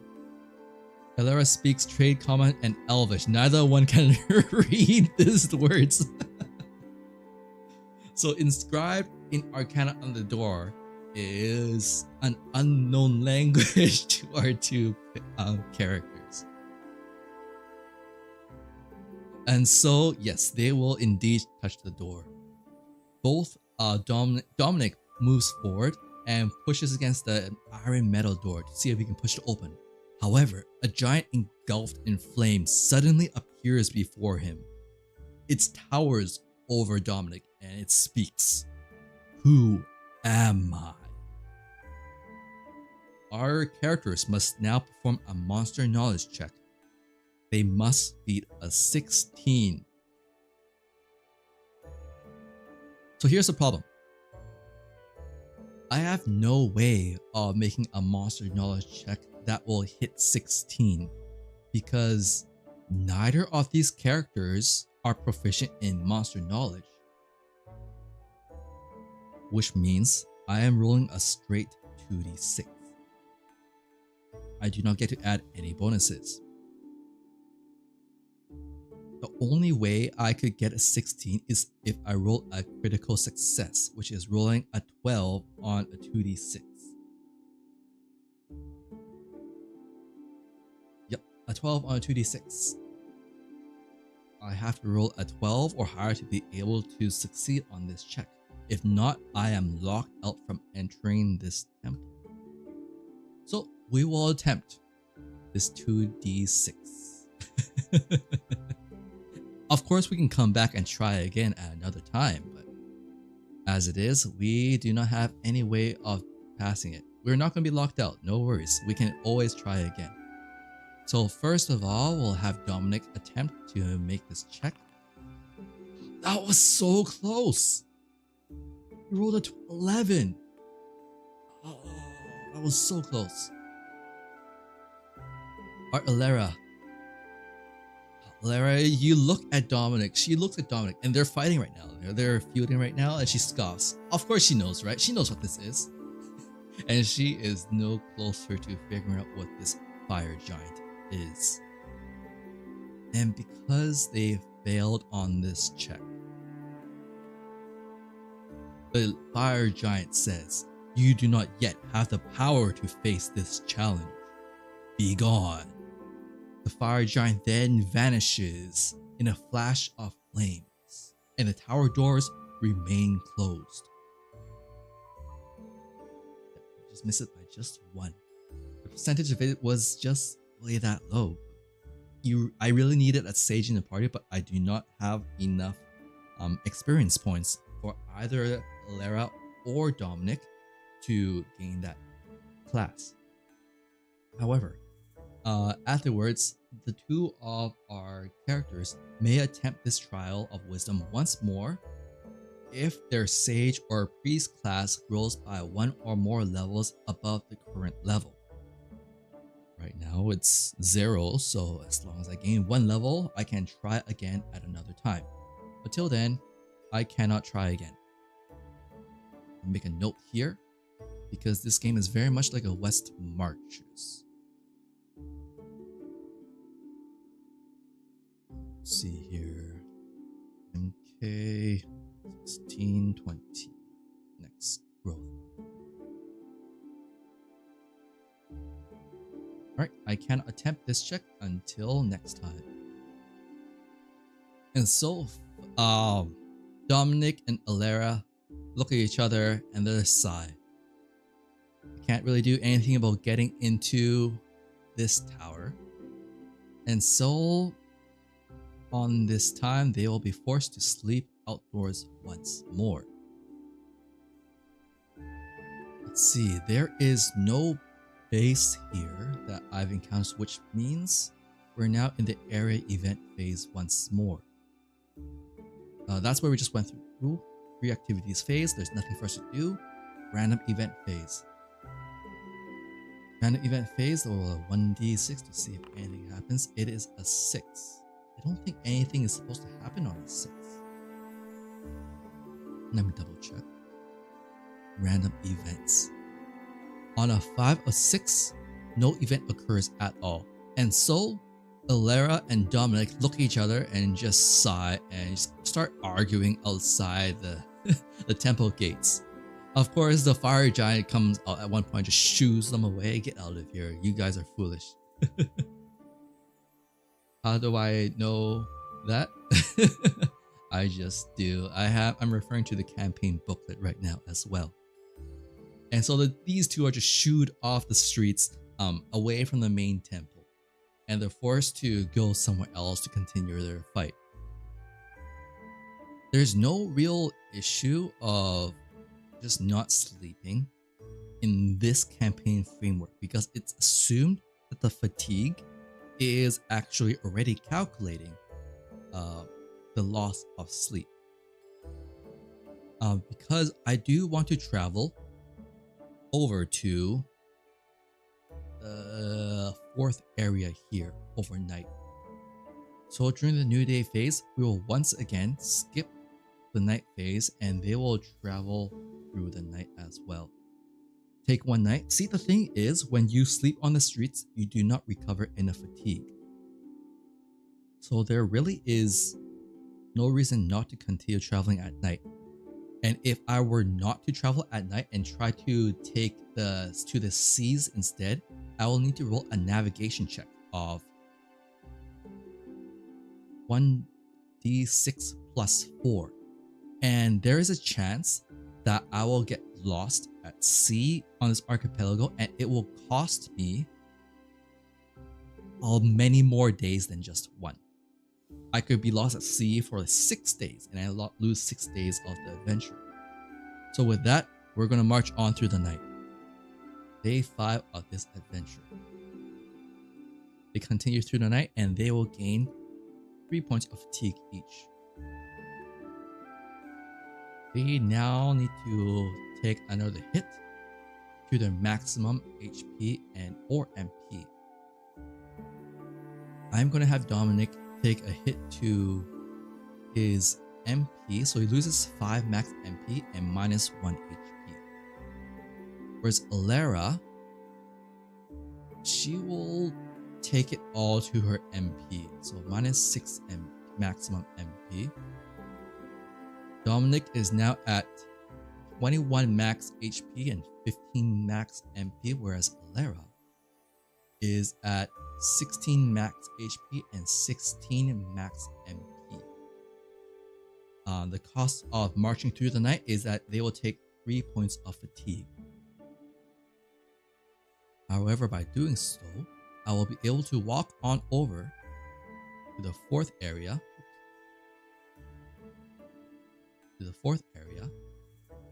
Without having to do a navigation check. And that is why I wanted to do that. And this one here. Alright, roll a d66. That is a 6 and a 5. I already rolled 65. So now I roll a 1d6 to see whether I go up or down. I roll a 6, that means I go up to the next number. To 66.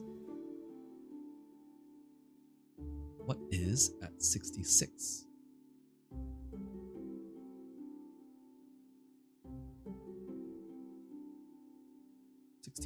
What do we have here at 66? Oh.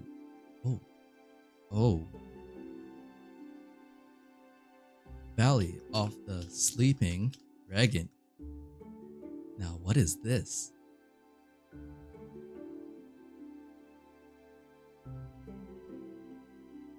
The Valley of the Sleeping Dragons. This is a massive temple bearing the holy symbols of the sun god Titan and the moon goddess Cian. Stands as if blocking the entrance to a deep valley. It is said that the dragon's grave lies within this valley. Dragons whose time draws near come to this valley to meet their end, and Titan watches over their remains to prevent them from becoming undead. So this appears to be a temple and a graveyard to the dragons. There is inns, hot springs, and a temple here, which is great. I would love to go to a hot spring right now. Hot spring, inn, and temple. No shop or protocol.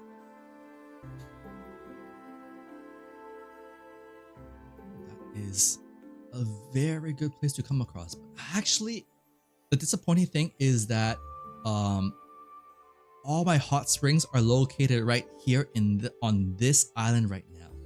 If they were to appear on different islands, that would have been a boon to see this hot spring on maybe like Sea Area 9 or something. Well, it's kind of disappointing that they're all appearing right here, but hey, well, it's West Marches. It is a roguelike, so who knows where we will see elsewhere. I need a temple map. Do I have I'm pretty sure I have a temple map. Let's see here. Images. I want a temple.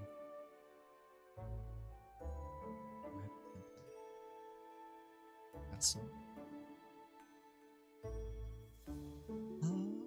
Church. Church interior. This one. This will do.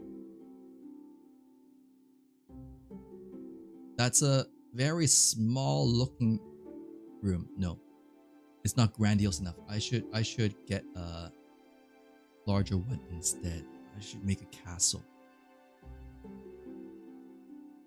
Castle interior. It needs to be more grandiose.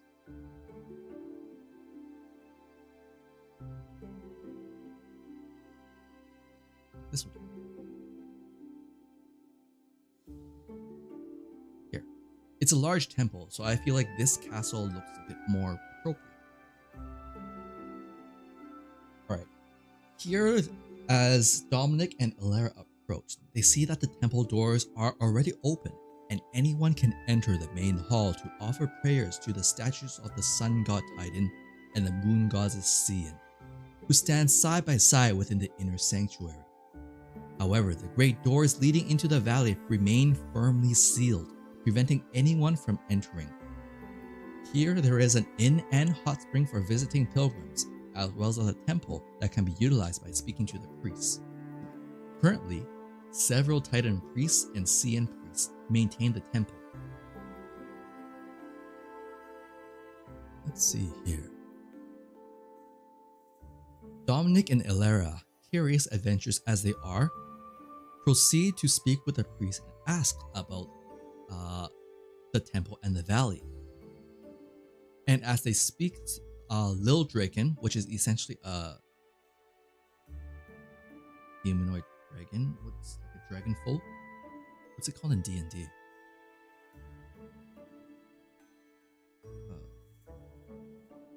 Vision dragon race, half dragon race.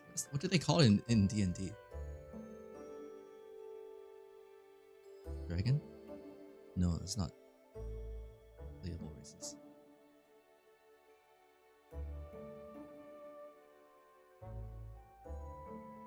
What did they call it? I can't remember what it's called. A Dragonborn. It's like Dragonborn in D&D. But that's what it is. A priest dressed with bright red scales comes over and speaks to Alara and Dominic. He is Ruin Dowry, the head Titan priest and coordinator of the married Goss priests. However, to hear from Ruin, an appropriate donation is required. While the donation amount depends on one's depth of faith, judging from the other pilgrims, about 50 gold per person seems reasonable. Dominic and Alara, they're good aligned adventurers. So they will both pay this type of 100 gold total, 50 gold each.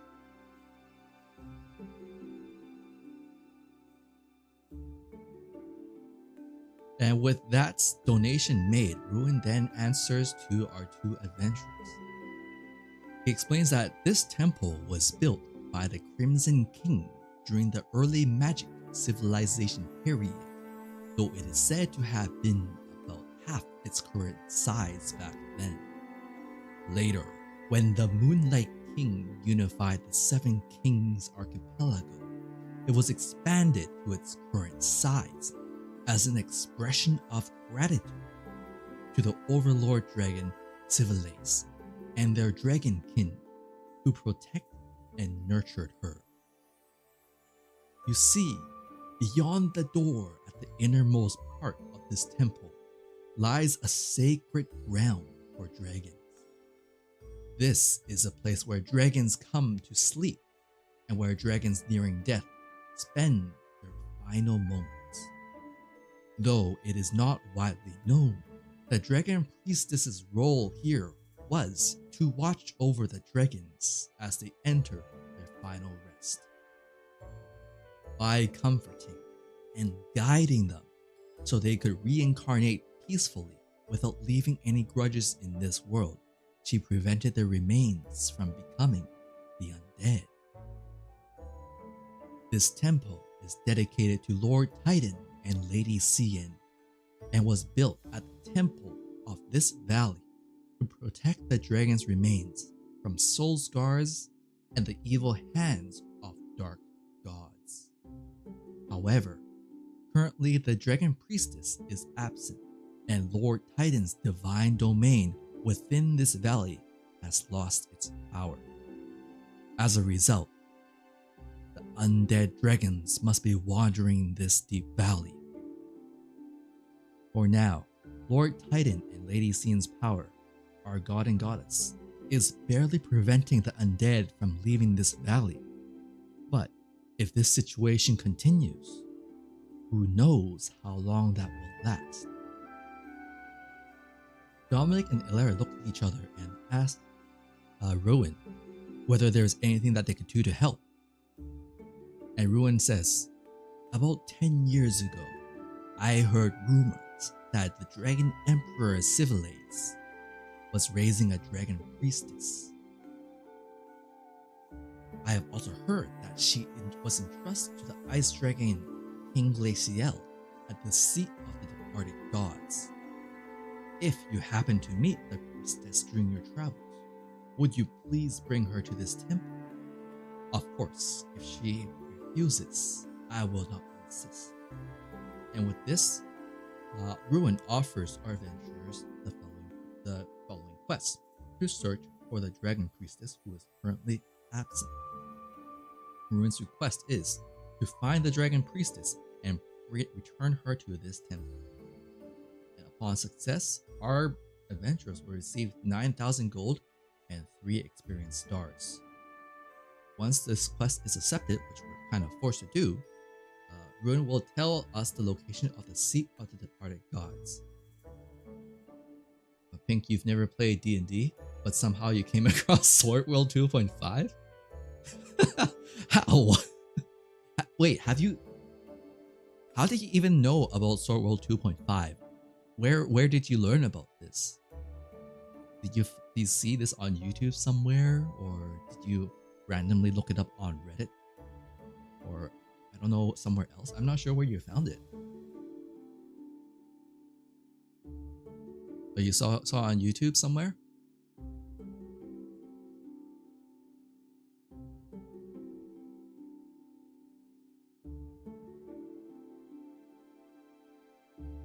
Just looking up Area 36. Area 36 is the seat of the departed gods. 36 seat of the departed gods. Now, where is the seat of the departed gods? Roll a 1d6. Determine its location. It's a 6 roll. It's in area 3-1.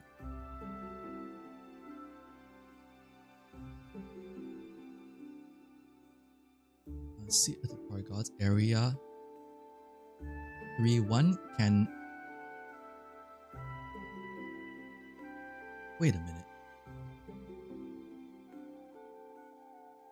I made a mistake here.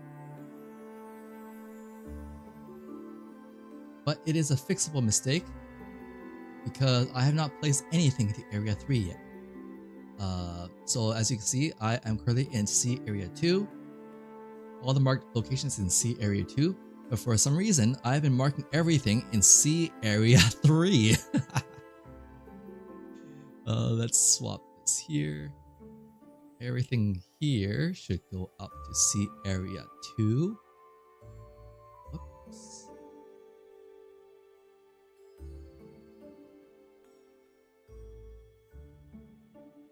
Go fix that there.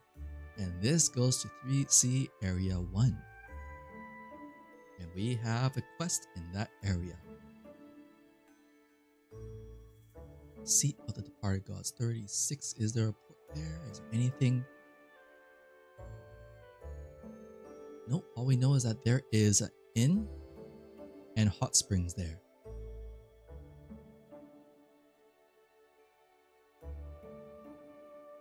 You've been learning war games and you ran into this channel.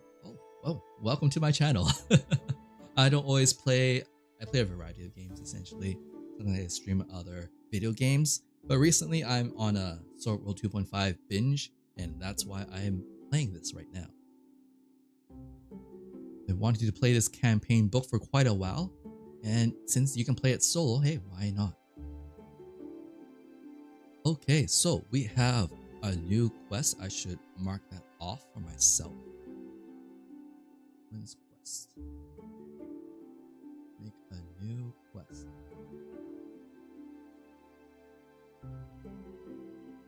Area 66. Search Dragon Priestess.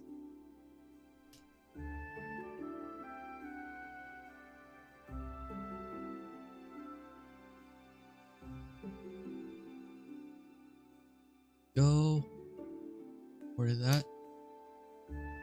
Return to area 66 afterwards. Alright, we'll have to go to that location at another time. But we have now this quest in progress marked off. Alright, we cannot enter through the valley entrance because it is blocked off.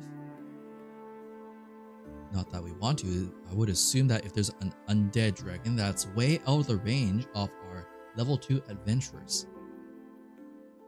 And so we have now explored this entire area, this entire island. So I think what we will do next is we're going to take some time to go to the hot springs. When the opportunity comes, we'll travel back to maybe one of the other ports, either Steam Bay Post Town or the Silver Ring Bay. And then from there, we will travel out to Freeport here in Area 1, because with the ports, that will make it easier for me to travel. So with that, Alara and Dominic, still fighting with one another, turn away and go to their respective hot springs, which will be... Can I do that during the free activities phase? Facilities. Free active phase. Yes, I can go and use the hot springs for 10 gold each. I cannot use my voucher because that's only available at that specific location in the Steam Bay Post Town. Alright, with this, they can now roll a d6 to see how much fatigue is recovered. Alright, first Dominic. Dominic will recover 6 fatigue. Heck yeah. Whereas Alara will recover only 3. That's unfortunate. But Dominic is in a much better spot now. Recovers from all of his fatigue as he dips into the hot spring. Around him are various other pilgrims that have made their way to this sleeping valley of the sleeping dragons to visit these temples and to pay their respects to the goddess Cian and the god Haydn. Dominic will recover all of his fatigue, so no more penalties, whereas Alara will have her MP max returned. Honestly, they're just gonna travel the next night anyways. Alright, anyways, after that they were gonna spend some time to relax, rest, get some sleep, close their eyes for a little bit before we will go to the random event phase. There is no base here, which means we will need to roll a d6 to see if there's any random events. 2. How can you recover fatigue? There are a variety of ways. 1. You sleep at an inn. You pay 30 gold to sleep at an inn, and you will recover fatigue equal to your average adventure level, which is 2. Alternatively, if you go to a hot springs, if you pay 10 gold, you can then roll a d6. That d6 is how much fatigue that your characters will recover from. The third way is to purchase very expensive potions that may or may not recover your fatigue. So those potions are called fatigue recovery potions, and they roll on a power 0 table, and there is a chance that you will cover nothing, and they are worth 200 gold each. Food. If this were one of my own original campaigns, then yes, I would make food a very possible method of recovery. But you could say that by staying at an inn, you can purchase some food there, which would help, yes, recover your fatigue. So within this campaign book, it tells you that you don't need to worry about your food supply or water supply. It's just going to assume that you are properly eating, sleeping, and doing all that for your daily needs. It's when the fatigue kicks in that it assumes that you are either not eating properly or not sleeping properly. That's the mechanics of this specific campaign book. In Sword World 2.5, all the campaign books have different mechanics to make it a bit more unique than running a regular game. As you see here, there are actually specific rules as to how you go through the campaign, as well as the phase and sequence that your characters will perform their actions in. In a normal campaign, there is no such structure like this. You just narrate and roleplay through the day, through the adventure, and when you rest, you rest. When an event happens, it happens. When there are things come across you and suddenly you're in a fight, it happens. That's just how it is. Anyways, this is why playing in this campaign mode is a bit different. There are medics in the game. Those would be equivalent to the ranger class, which Dominic is. Dominic is able to use herbs and administer potions better than the average person. Normally, the average person would just roll a 2d6. Dominic, as a ranger, can roll 2d6 plus his ranger level, plus his dexterity or intelligence, depending on whether it is using an herb or a potion. That's why having a ranger in the party is very important. I can heal my characters outside of combat for relatively very cheap costs. And I do have those herbs on me, I just haven't needed to use them yet. Anyways, back to the random event. We did come across a random event. Let's see here. But because it's number 2 is already resolved, go down to the next one. So you skip that when you roll. So event number 3 occurs instead. What is event 3? Hot springs.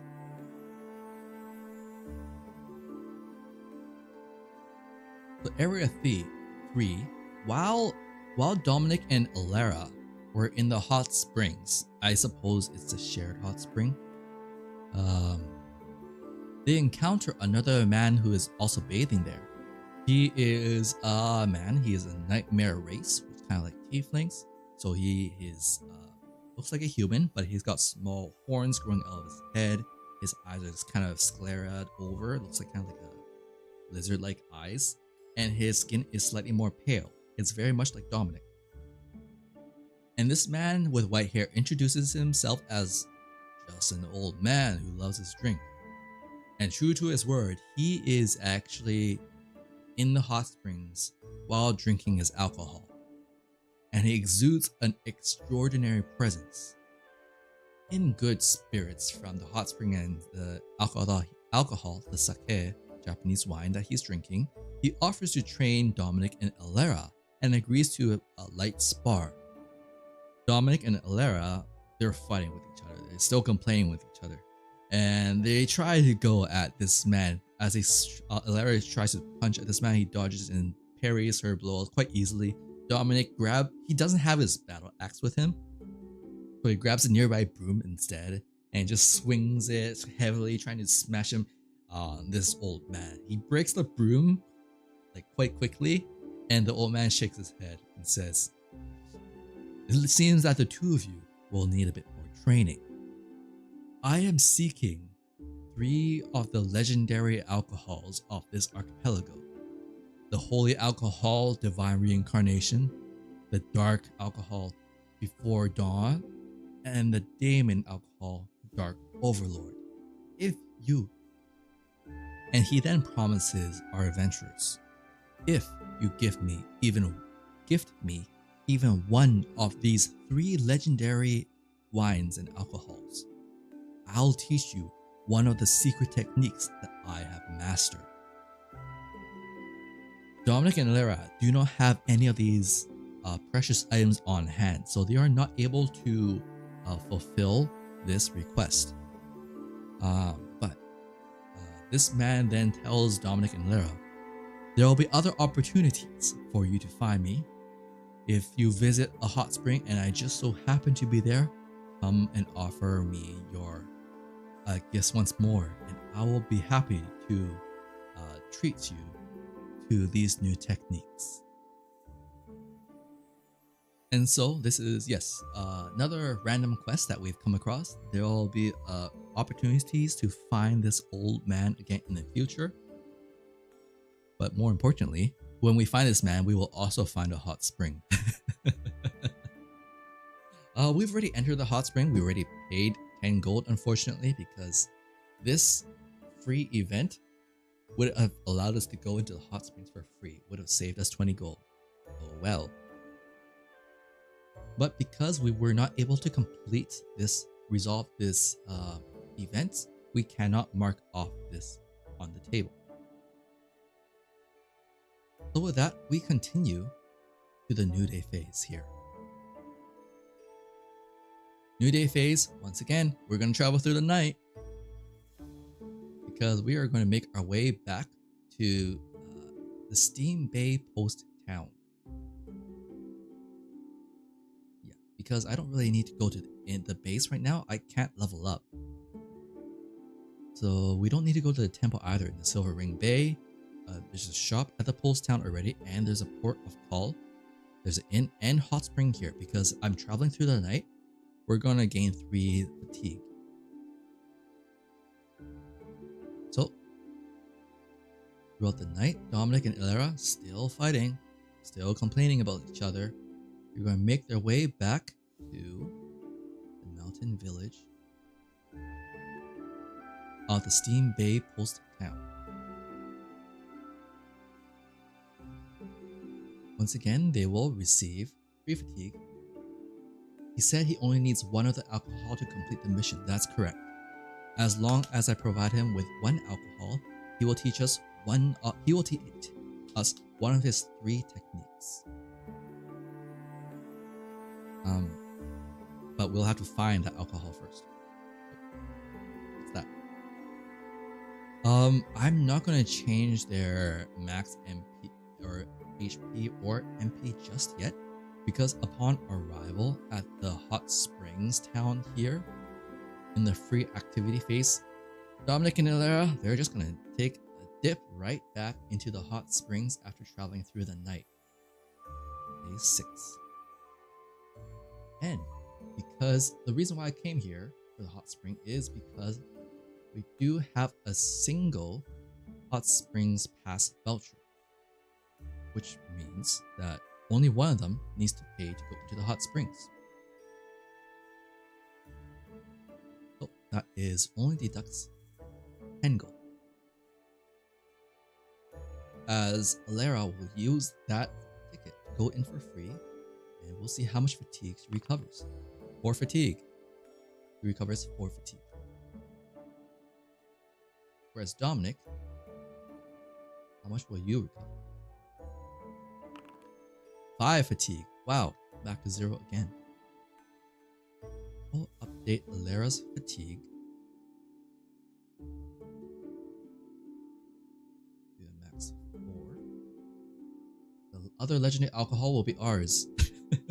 See, the thing is, this event where we go to meet this old man, it's actually repeatable. There's a chance we could continue to find him, and so if we find all of the alcohol over time, we might be able to learn all of his special techniques. So there's that. We might also find other people who need that alcohol as well, so who knows. Alright, so with that, random event phase once more. Since we went to the area events, free activities, random event. 2. Oh, really? We find the old man here again. We find the old man again.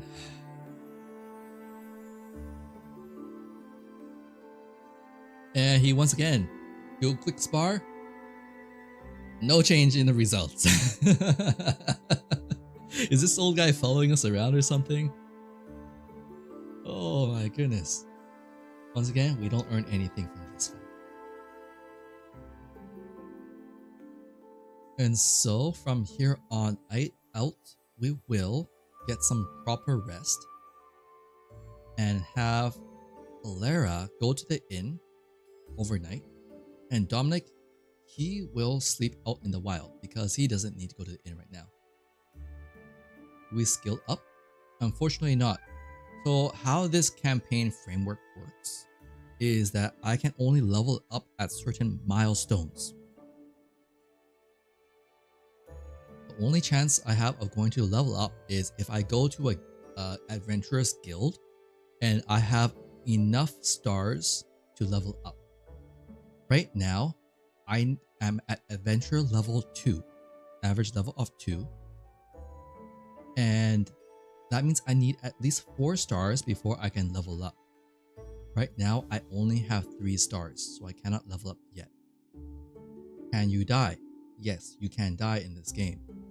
If you die, your other party member, if they survive, can return you back to a guild base. When you return back to a guild base, if you do not have a priest in the party to cast reincarnation, you can request the guild to cast resurrection on you. However, you go into debt by doing so. It costs, if you don't have 10,000 gold to pay for resurrection, you can take out a loan. And that loan from the guild comes at a 10% additional cost. So 10,000 gold debt becomes 1,100 gold debt. Yes, in this world, your soul, you can refuse resurrection. The reason for this is because there's a mechanic in Sword World called soul scars. And soul scars are something that most characters do not want.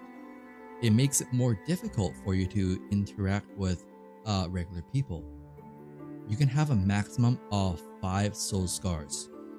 For every single soul scar you receive, you become less human. Dominic is a nightmare, and as a nightmare, he already has 1 soul scar.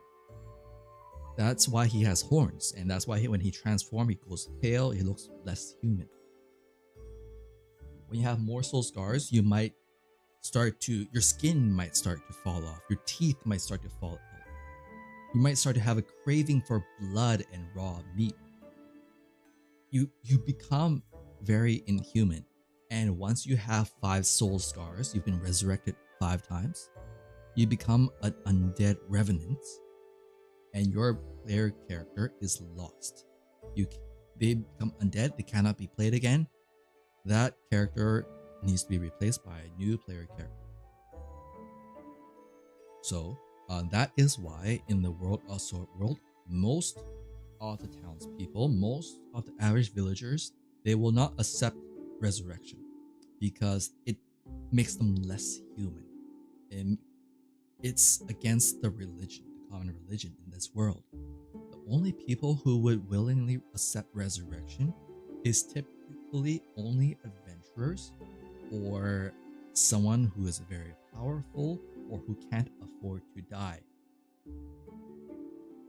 So yeah, that's a bit about the lore about Sword World, the world of Raxia, and what soul scars are.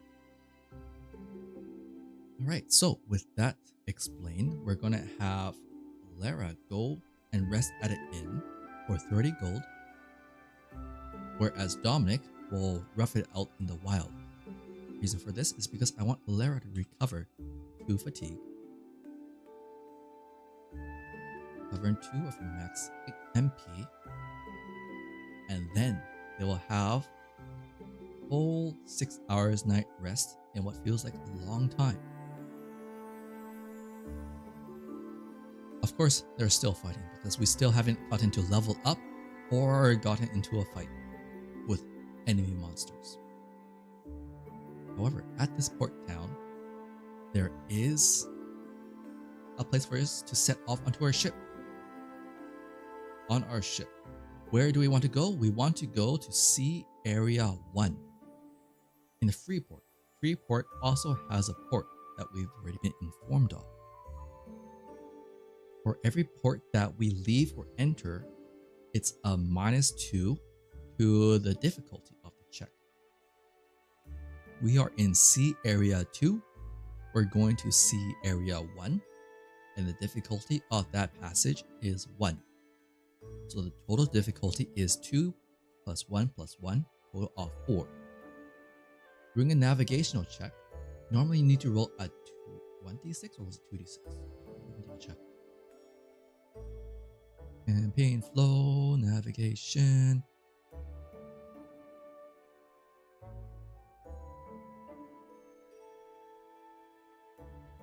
Navigation challenges.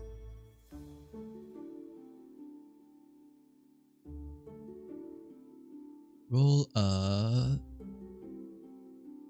2d6.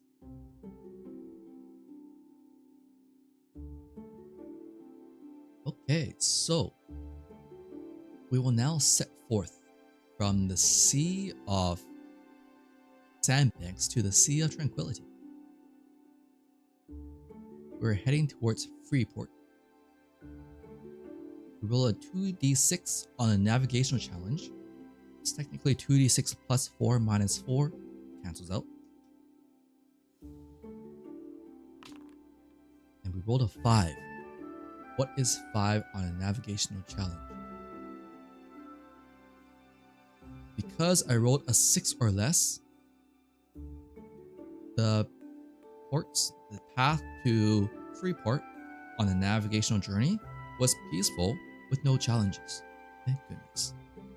The time it took us for us to get there. Wait, I changed the time. We're now on the 7th day when we left. The time it took us for this voyage was 1d6 divided by 2.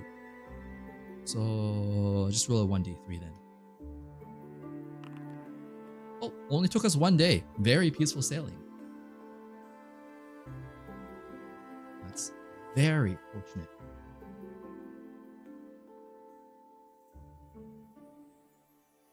Right, and so we arrive in the city of Freeport.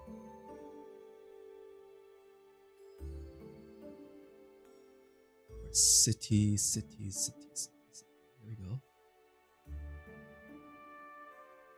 We have reached the city of Freeport. 44. Of course, these two are still arguing. Freeport. This as Dominic and Ilera sail into the port.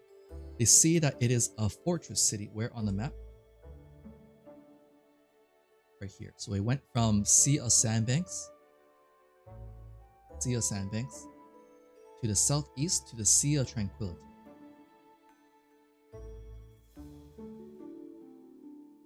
Thankfully, it was a very easy journey. Now, as they sail into this fortress city of Seaport, they see that it is surrounded by sturdy walls that extend far into the waters.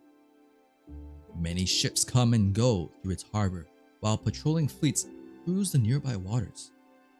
This is Freeport, the finest city in the Seven Kings archipelago, built by those who cherish freedom and commerce. Approaching the city for the first time, Ilera and Dominic, they realize or they learn that they must undergo inspections by the customs officer. The customs officer explains, "Welcome to Freeport. Entrance tax is 50 gold. If you have a Freeport citizens card, please present it here and you may enter for free. If you have an upper citizens card, you may also enter for free. If you do not already have a citizen card, you may purchase one at our local city hall for 500 gold. Whereas if you would like to purchase an upper citizens card, you would need a recommendation from 3 other upper citizens who know and trust you, as well as a nominal fee of 2,500 gold. Thank you for your Thank you for your time. Lara and Dominic. 100? No. So entrance is Alright, so sorry, I made a mistake.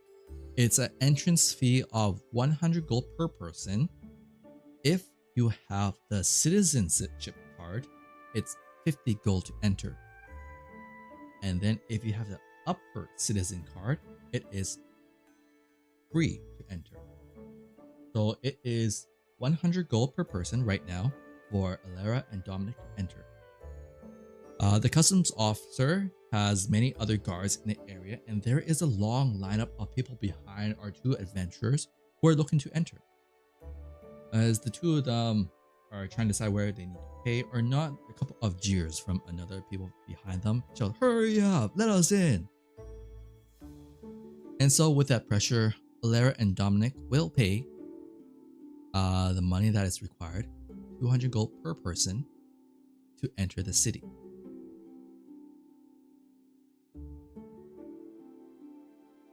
Upon entry, they see that this Freeport is a city full of vitality.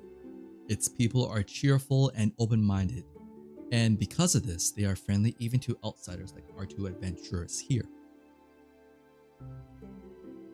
The city has an inn, it has a shop, a temple, and also be used as a port as well, which you've already learned.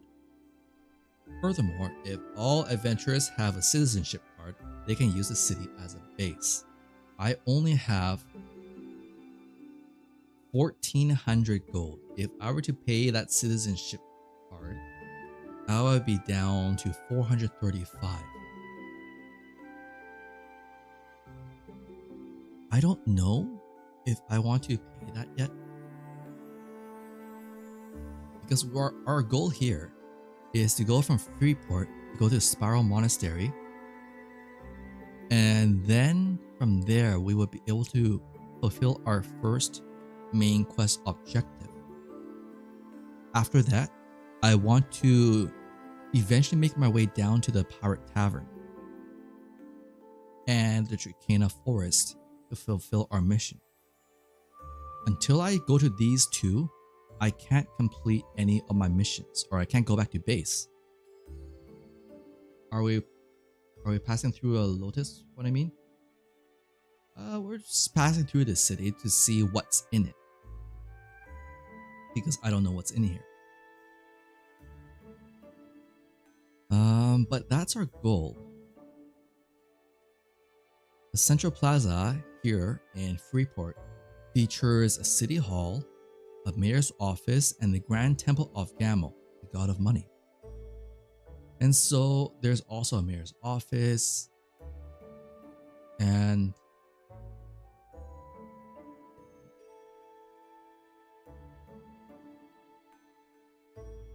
we were searching for Severo. Nope, we don't know whether he's here or not yet. Or do we? Wait, that is part of our quest. We received a request from Groblin to search for a merchant named Severo, and he was last seen going to Freeport. So we can look for information here. Where was he last seen? Pay for papers? I don't want to spend 1,000 gold right now. But then again, I am pretty well equipped. I could probably afford to. But at the same time, if I go to an Adventurers Guild, Adventurers Guild will ask Dominic and Alara whether they have completed their current quests. And they have not. And these two will not lie. It's part of their personality. They do not lie. So if I tell them that I haven't completed the mission, then I will automatically fail those missions. And because it's two quests that weren't finished, I will gain 1 point on the Evil God Stirring rank. I do not want that. So we will not go into the base. Instead, we will just explore. We go to the city hall. And at the city hall, there are staff members who assist us with a smile and provide us with courteous service. They once again inform us that we must pay 500 gold for a citizen card. Now, we're not going to pay that now. But that is the only way. Citizenship card is the only way we can enter the Adventurers Guild here and accept any quests. We're not going to do that yet. So after stepping into the city hall, our party members, our adventurers, will continue along to the mayor's office. However, at the mayor's office, they are, quite frankly, refused entrance because the only people who can enter the mayor's office are those with an upper citizenship card. Much less an upper citizenship card, we don't even have a regular citizenship card, and thus we are refused. Our party members continue over to the Grand Temple of Gamel, the god of money. Here there are many people who visit this temple, which is adorned with luxurious decorations, to offer their prayers. You, our adventurers, can also pray and make offerings to this enormous statue of Gamel, enshrined in the dome-shaped hall, large enough to accommodate hundreds of worshippers at once. It can also be used as a temple facility. At the innermost part of this grand temple, there is a great door called the Door of Blessings, but it appears to have been closed for a long time. It is said that opening this door will grant you with the god Gamel's blessing. However, to open the Door of Blessings, you must have permission from the mayor to do so, who once again we cannot meet because we don't have an upper citizenship card. So, with that exploration done, our two fielding party members, you told me so, yes you did. I will need not only a citizenship card, I will need an upper citizenship card, which requires me to have the trust of 3 people of the city. And I have a feeling that I will not be able to gain their trust unless I take on their quest. That's not happening yet, because I cannot go and step foot in an adventurous guild until complete our 2 quests. With that, we are going to go search for Severo instead. He was last seen in the city. Let's see here.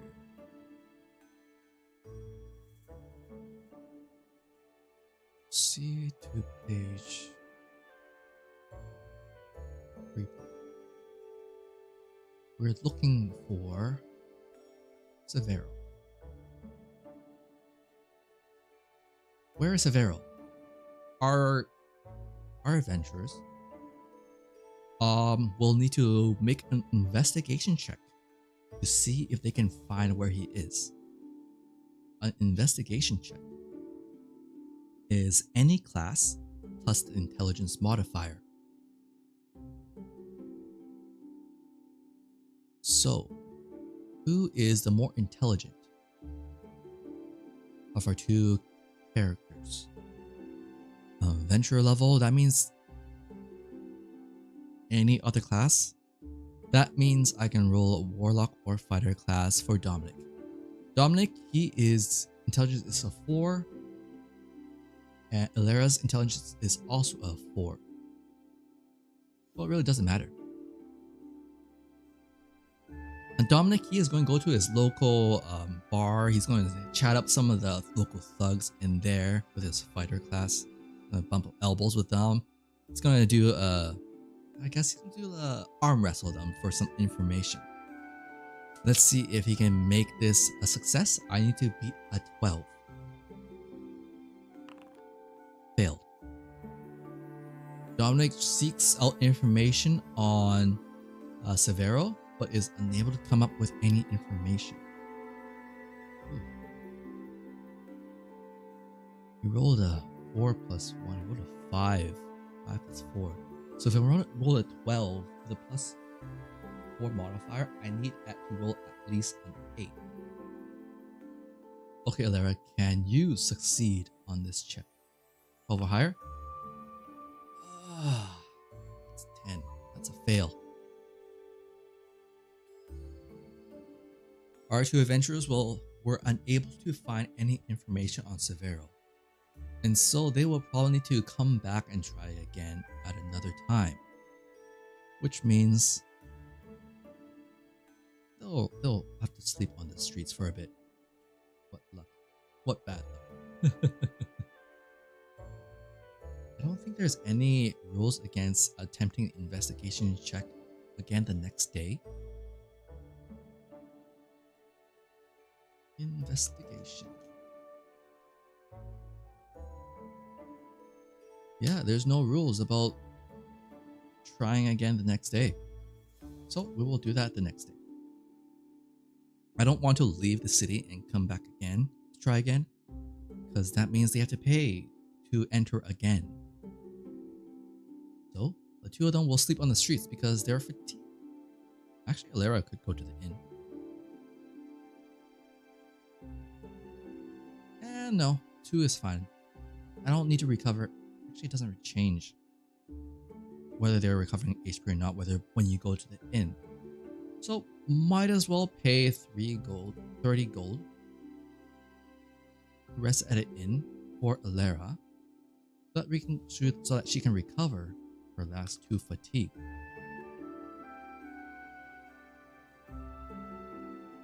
And with that, the 2 of them will sleep on the streets and recover fully. It's now day 9 of the adventure.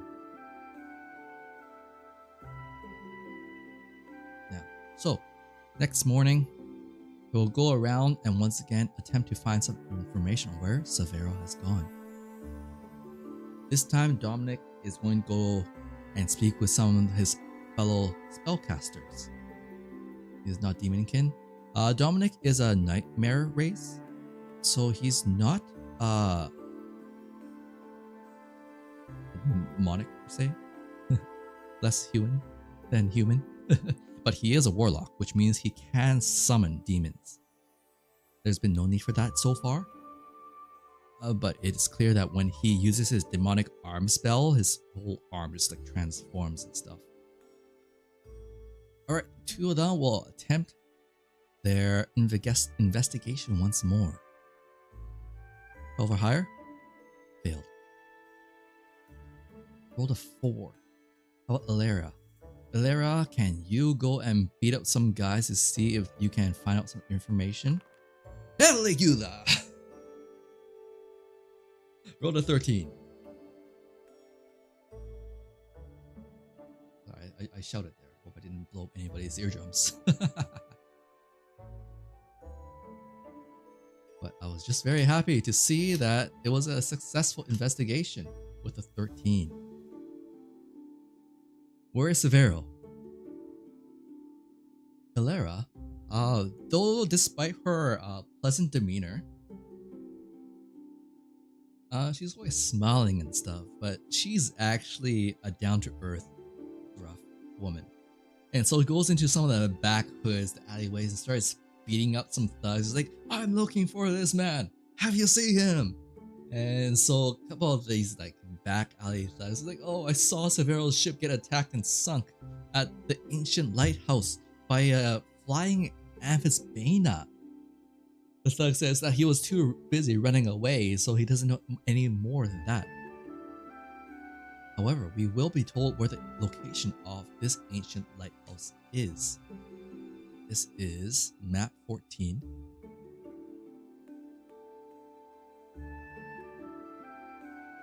Map 14. Where is map 14? We roll a d6 to find out where it is. Roll a 2, that it. Area 1-1. That's nearby!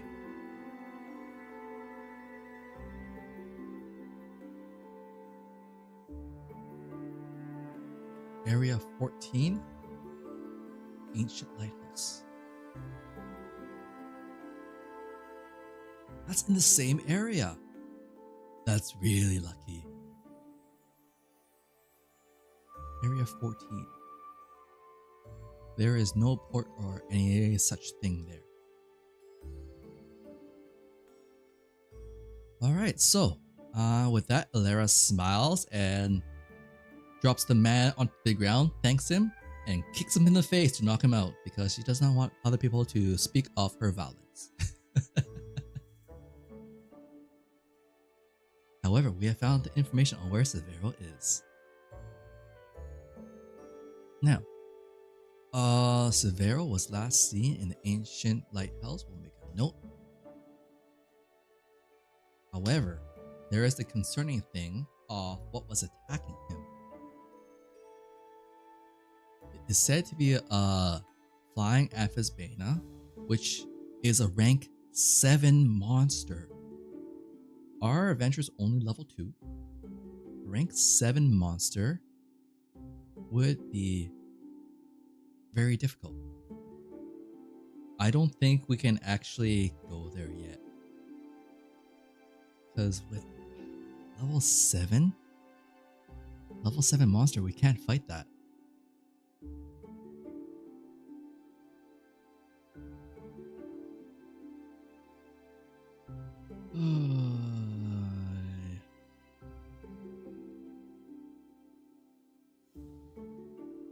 Yeah, so with that, I think we will have to skip on finding Severo for now and continue over to the Spiral Monastery.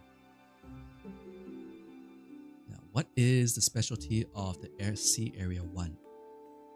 Sea Area 1.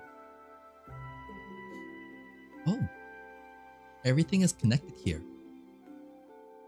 This area is almost never rough and is always calm. The entire area is connected, so we don't need to step back and forth between areas. So, after waking up the next day, staying at the inn, we'll have to spend one more night. We can go to the movement phase. They'll rest, but they're already max HP. They're going to travel to the Spiral Monastery.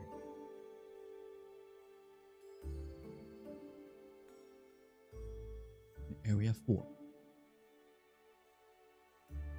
What is at the Spiral Monastery?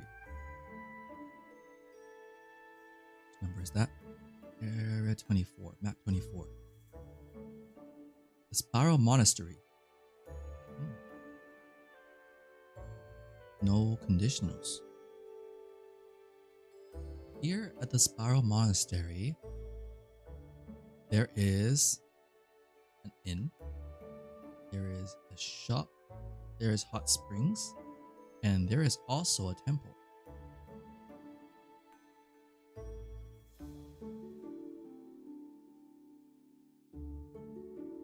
This is a monastery, so I think we use that previous church map that I picked out.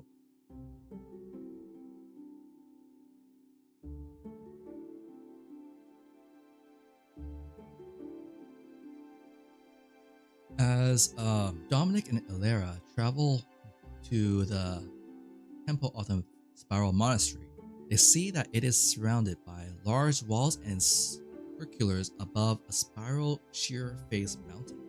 A town is built in a spiral along the sheer rock face of this mountain, and this architectural style clearly changes from the middle section upward. These buildings form a monastery that serves as a dojo or a training gym for martial artists and blacksmithing.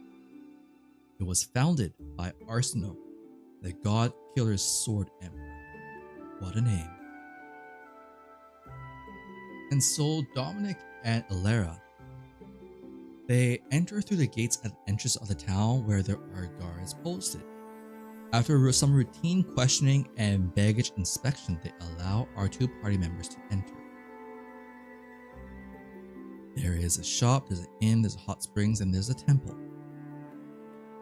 Our party members proceeds to the temple of Grendel, the blazing emperor, who is worshipped by many people in the city. It also serves as the entrance to the Grendel Monastery, situated at the top of the city, built in a spiral formation to the mountain rock. The monastery is called the Spiral Monastery due to its shape, and at the monastery, one can learn the secrets of martial arts and blacksmithing. Enhancements applied to weapons and armor through these secret techniques is called spiral enhancements. While anyone can receive the spiral enhancements by paying the standard fee, those who hold the qualifications of Spiral Monk can use the service at half price. The fees are as follows. Oh, that's a lot of money. So, to enhance a B rank weapon, it costs 5,000 Gamel. To enhance an A rank weapon, which is what Valera has, it costs 10,000 Gamel. We do not have that sort of money. We only have 1,400. However, this enhancement is available for all weapons, and when a melee attack or ranged weapon is made, ranged attack is made with this weapon, and hits with an accuracy check roll of 10 or higher, add a +1 to the power table. That's a really great enhancement, actually. That's almost like a free feat of lethal strike, which would do the exact same thing, but it doesn't have all the downsides of it. This weapon enhancement is actually really good.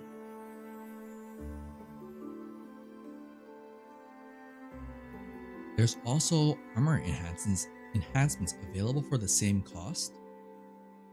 And if an evasion with a modified armor fails with a 2d6 roll of 4 or less, add +2 points to defense against the physical damage received immediately after. If you biff a roll, you get a +2 point to defense. We don't have that sort of money. Even if we did have the Spiral Monk title, we still don't have enough money.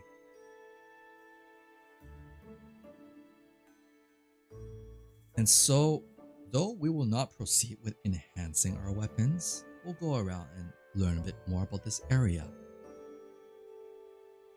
Asking around, Alara and Dominic,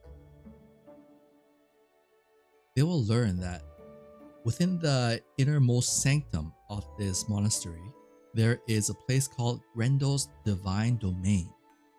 It is said to have lost its holy power after the loss of the divine fire, known as the Blazing Emperor's Ember. To become a spiral monk, one must undergo trials. It is possible to become a spiral monk even if you worship gods other than Grendel, who belong to Lumiere or Guardia's swords. However, those who worship gods of Ignis will immediately be expelled. Thank goodness we don't worship Ignis here. That is the god of the second sword and is typically the god of the barbarous. Take the trials to become a spiral monk. See next. To be recognized as a spiral monk, you must overcome the following 2 trials. These trials are treated as Spiral Monastery Quest 1 and 2. Those aspiring to become a spiral monks are first presented with their first quest. Alright, what is our first quest? Valera and Dominic, seeking more strength to fight against the monsters that they come across, will accept this quest. The quest is to defeat the gaudy monsters. Gaudy as in very shiny and colorful. Write up this quest. We're in area 24. Beats gaudy monsters.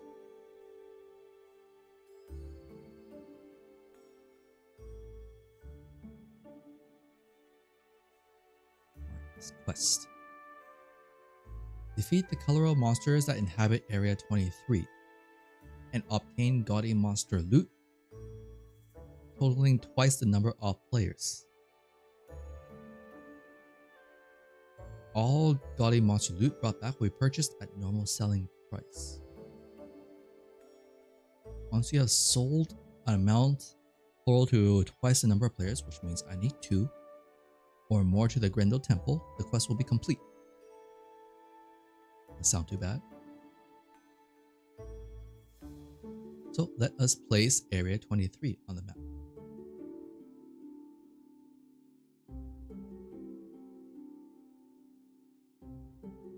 Area 23. Field of Color.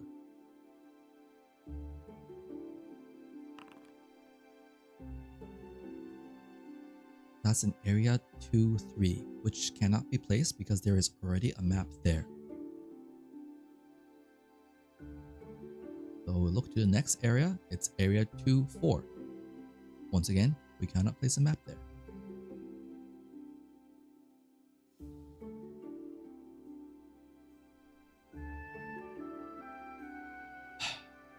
Area 5-2.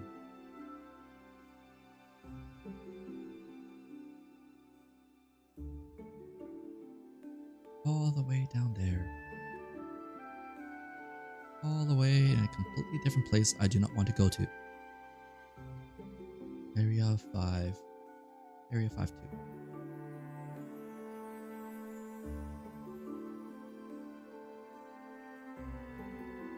That seems like a quest left for another time. Field of Color. There is a quest here. Area 23, Field of Color. There is no facilities there. So with that done, we will not be proceeding to that location. There is no base here. So there will be a free activities phase, then a random event phase. D6, any random event. 2, goes to 3. Once again, we go find a hot spring here. Once again, there's the old man. Once again, we do not have his alcohol. He smacks us both over Dominic's and Elara's head. Idiots. Still no alcohol for him. And he goes all along his merry way. Right. Nighttime. They'll rest. And you know what? Might as well walk over and see what's in this area here. It's a free movement to get there. Might as well see what's there. New day phase, they've slept, they've rested. It is now the next morning. Let us see what is in this area. D66. It is 51. Area 51. What is Area 51?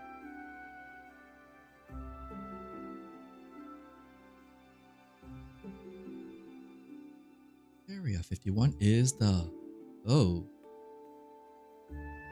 Fortress of the Three Swords Navy. That's a long name. Let's make it smaller. 25. Here we have, there's a base. There's an inn. There's a shop. There is no hot spring, there is a temple, and there's a port. Great, I need that port.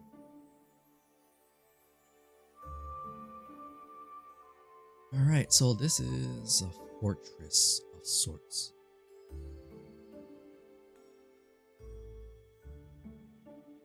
Go to castle. City. City entrance.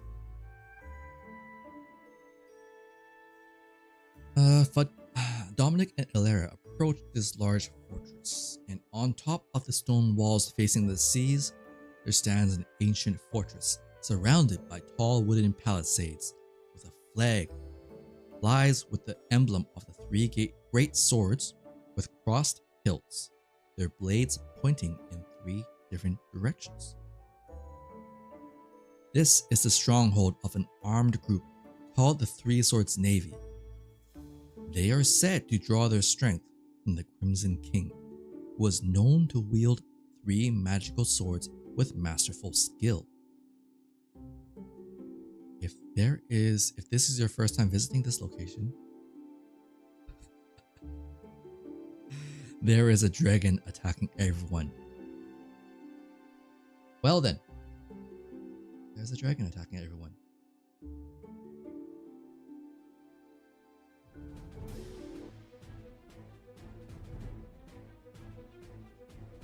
A lesser dragon. That level is a lesser dragon. Wait, great hell.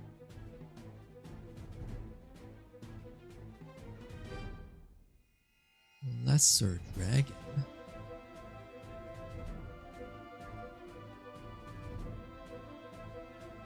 Lesser dragon is level 13. We're not fighting a level 13 dragon. A lesser dragon circles above this fortress, occasionally breathing fire.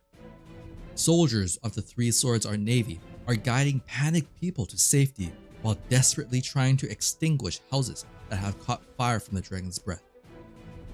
Seeing these flames, our adventurers rush forward to rescue people and put out fires.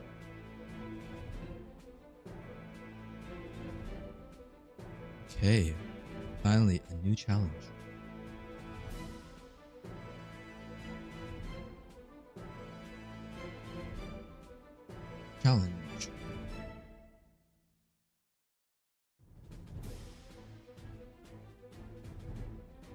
We can attempt to extinguish the flames and accept 2 points of fatigue. That's not so bad.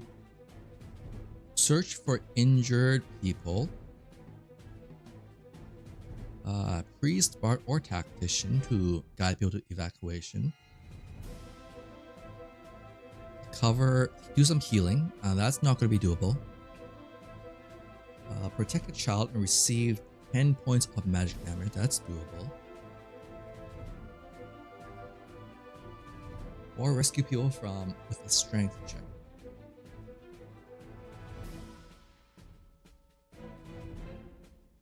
Let's see here. Extinguishing the flames with 2 points of fatigue is not that bad. I have no fatigue right now and it's only 2 points. I can't do the evacuation. Search check. We can do extinguish the flames and take 8 points of magic damage.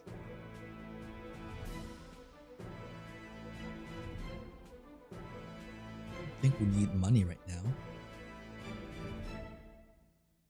Search checks are Scout or Ranger. It won't be Scout here because it is within civilization. Intelligence check. And Scout plus intelligence is only a +3. Whereas with a strength check, adventurer plus strength. +3, +5. Dominic could do a +5. So I would need to beat a 12. I just need to roll 7 or higher.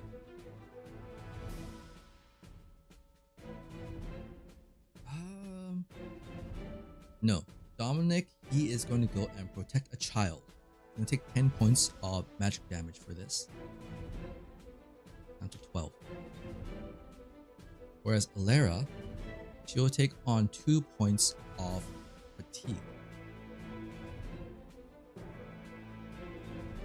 as she protects the child, or extinguishes the flames. -2 to her MP. So that is now 60, 90 XP each.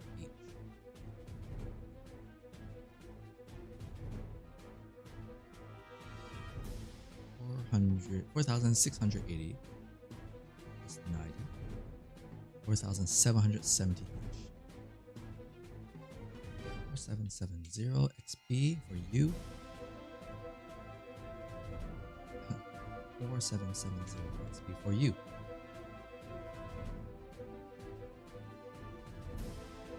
With the challenge complete,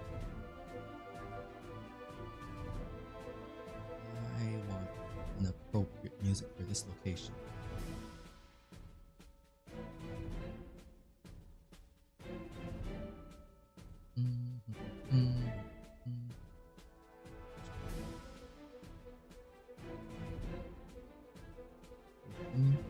Realization.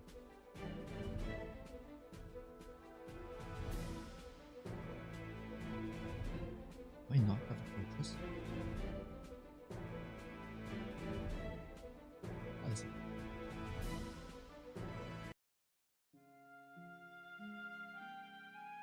Alright, after protecting and supporting this town, our two adventurers notice that the dragon has vanished and seems to have flown away. Dominic and Ilera let out a sigh of relief, and as they do so, an imposing man with the bearing of a battle-hardened warrior approaches our two adventurers. He names himself as Noctis Milligan, the Azure general who oversees this area, and he expresses his gratitude to Dominic and Ilera for their support of this town. Seeing our two adventurers as trustworthy people, he requests their support and explains that the dragon that attacked the fort is Zelmus, the hot springs dragon who dwells in the bloodstained mountains. Apparently, a scoundrel stole Zelmus's treasure and brought it to this fort, which angered this dragon and caused the attack. Noctis has already captured this scoundrel, this thief, who tried to escape during the commotion and recovered Zelmus's treasure. Noctis's request is to escort this envoy and return the treasure to the hot springs dragon Zelmus. And apologize, asking him to not attack the fort again. The quest will be completed when you accompany Noctis's envoy as a companion to the bloodstained mountains and successfully negotiate with Zelmus and return to this fort. On completion, the party will receive a reward of 6,000 gold. Noctis's envoy becomes a companion from the moment we accept this quest and depart upon the quest completion. While traveling together, treat them as an escort NPC, and if the envoy dies, this quest is considered failed. This quest will disappear if not accepted. We cannot refuse this quest. I want this quest, I want that XP, I want that gold, and all that stuff. Zelmus is a very dangerous dragon. He is a 13th level dragon. That's scary. So I hope we will be able to negotiate with him.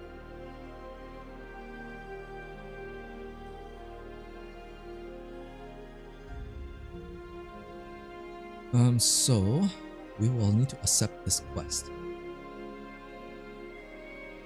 I will write up this quest area. We want.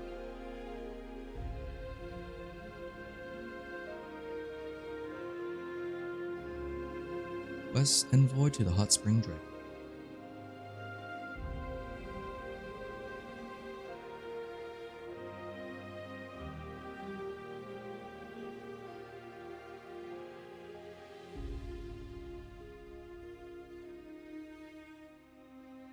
Is now in progress, which means I now have an envoy to take care of. We will need a new NPC.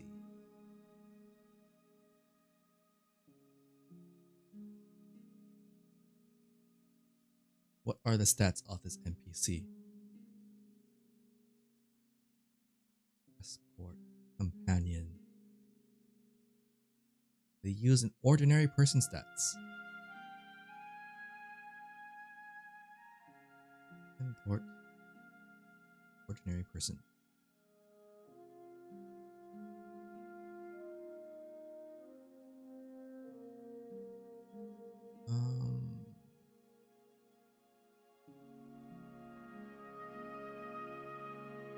I need a generic face for you.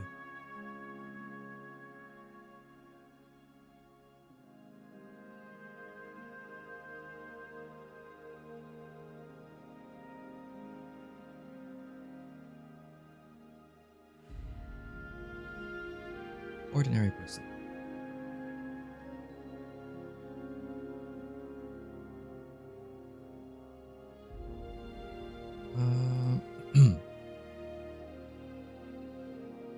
He is supposed to be allied.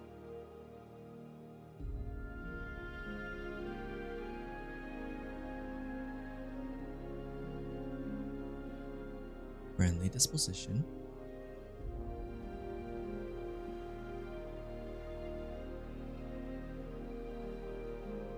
It's fine if he's red. It's fine.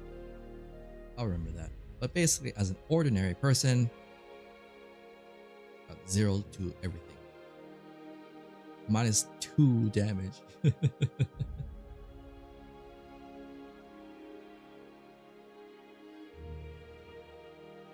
Area 51.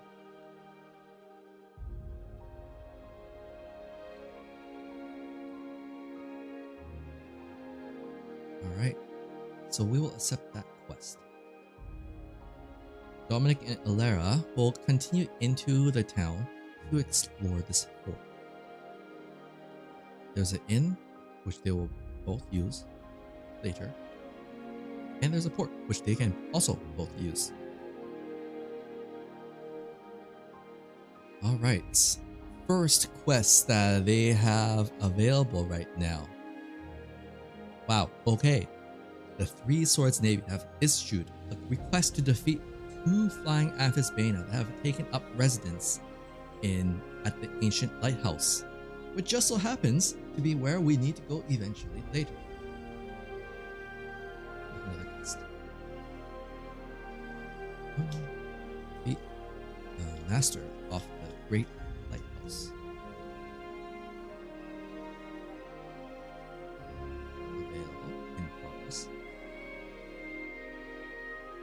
Because that is where Severo was last seen.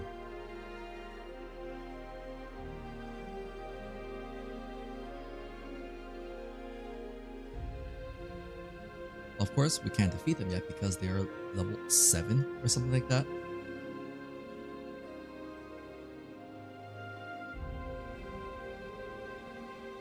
Alright, they've taken up residence and are interfering with commerce. The flying Amphisbaena is Amphisbaena with wings that can fly. However, apart from its flying ability, it seems to be no different from a regular creature, other Amphisbaena. They tell us where it is. We already know where the ancient lighthouse is. It's literally just next door, somehow. And upon defeating 2 of them, we will be able to complete this quest. We're not doing that yet. Our next quest, available here. Actually, I should change this name to Envoy.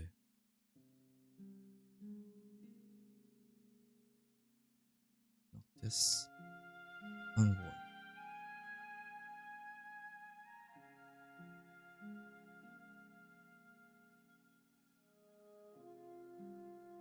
There we go.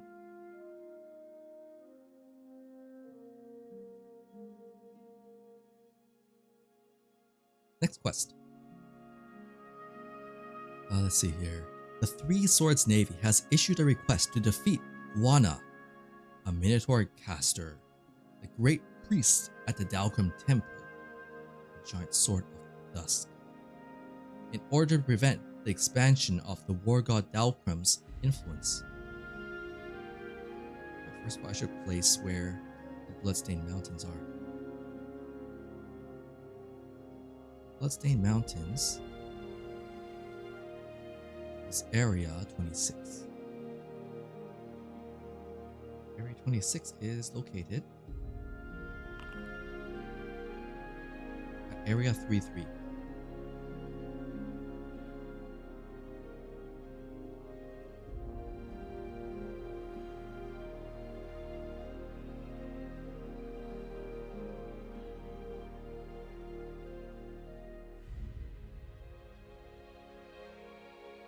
That is where one of our quests are. I want to go to this tavern first. Alright, the next place to place is to defeat Wana, Great Priest, at Area 34. Where is Area 34?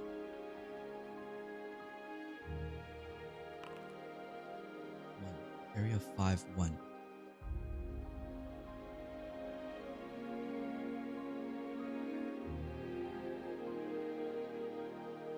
Bloodstained Mountains. There's a quest here for me.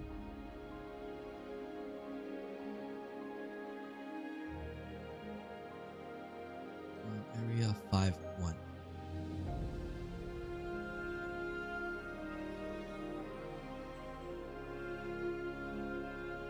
Area 34, Giant Sword of Dusk. Another quest here.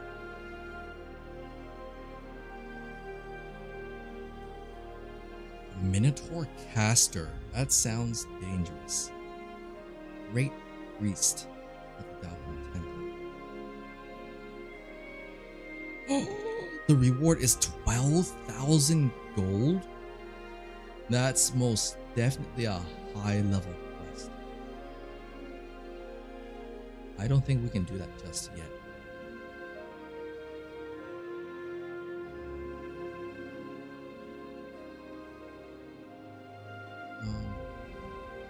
Right up this quest first. Beat Wana, Great Priest of the War God.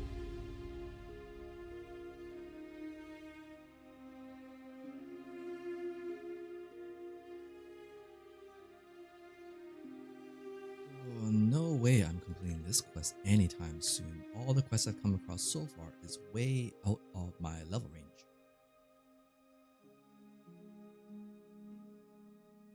In progress. That's a lot of in progress quests.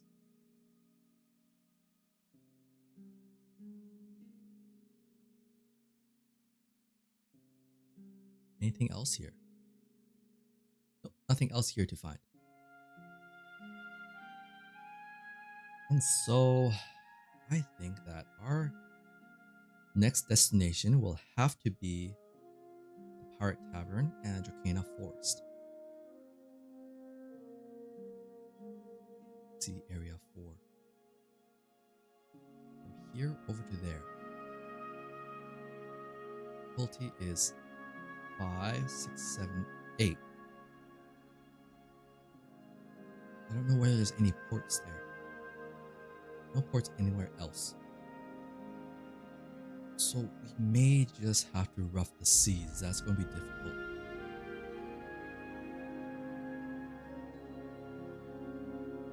Oh wow.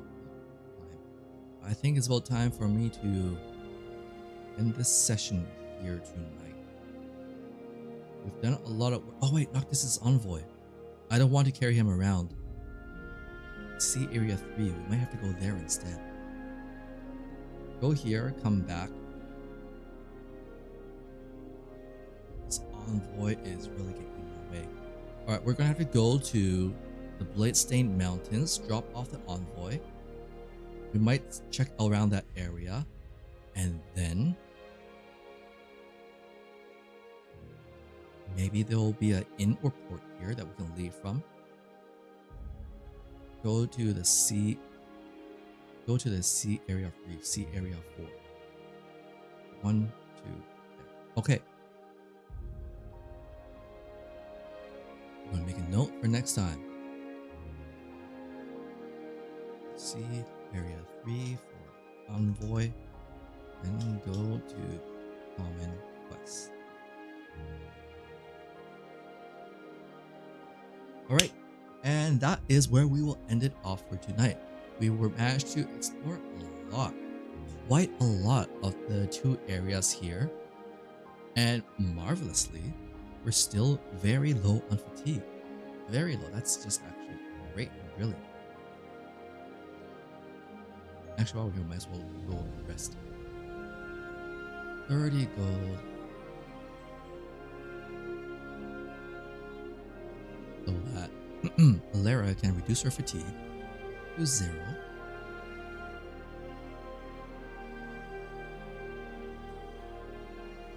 And both of them can have a full night's rest. And with that, that is where we will leave it off for tonight. Thank you everybody for dropping in to watch me play this solo campaign of Ancient Blue. This is a much better run than my first one already. We were in the almost in the negatives with HP last time. So until next time, I will continue on Thursday, and we'll see whether we get into any more fights, because this one has been a lot of exploration so far. With that, my name is Vadis. I hope you have all a wonderful morning, afternoon, and evening. So until next time, I hope you have a wonderful time. Take care and stay hydrated.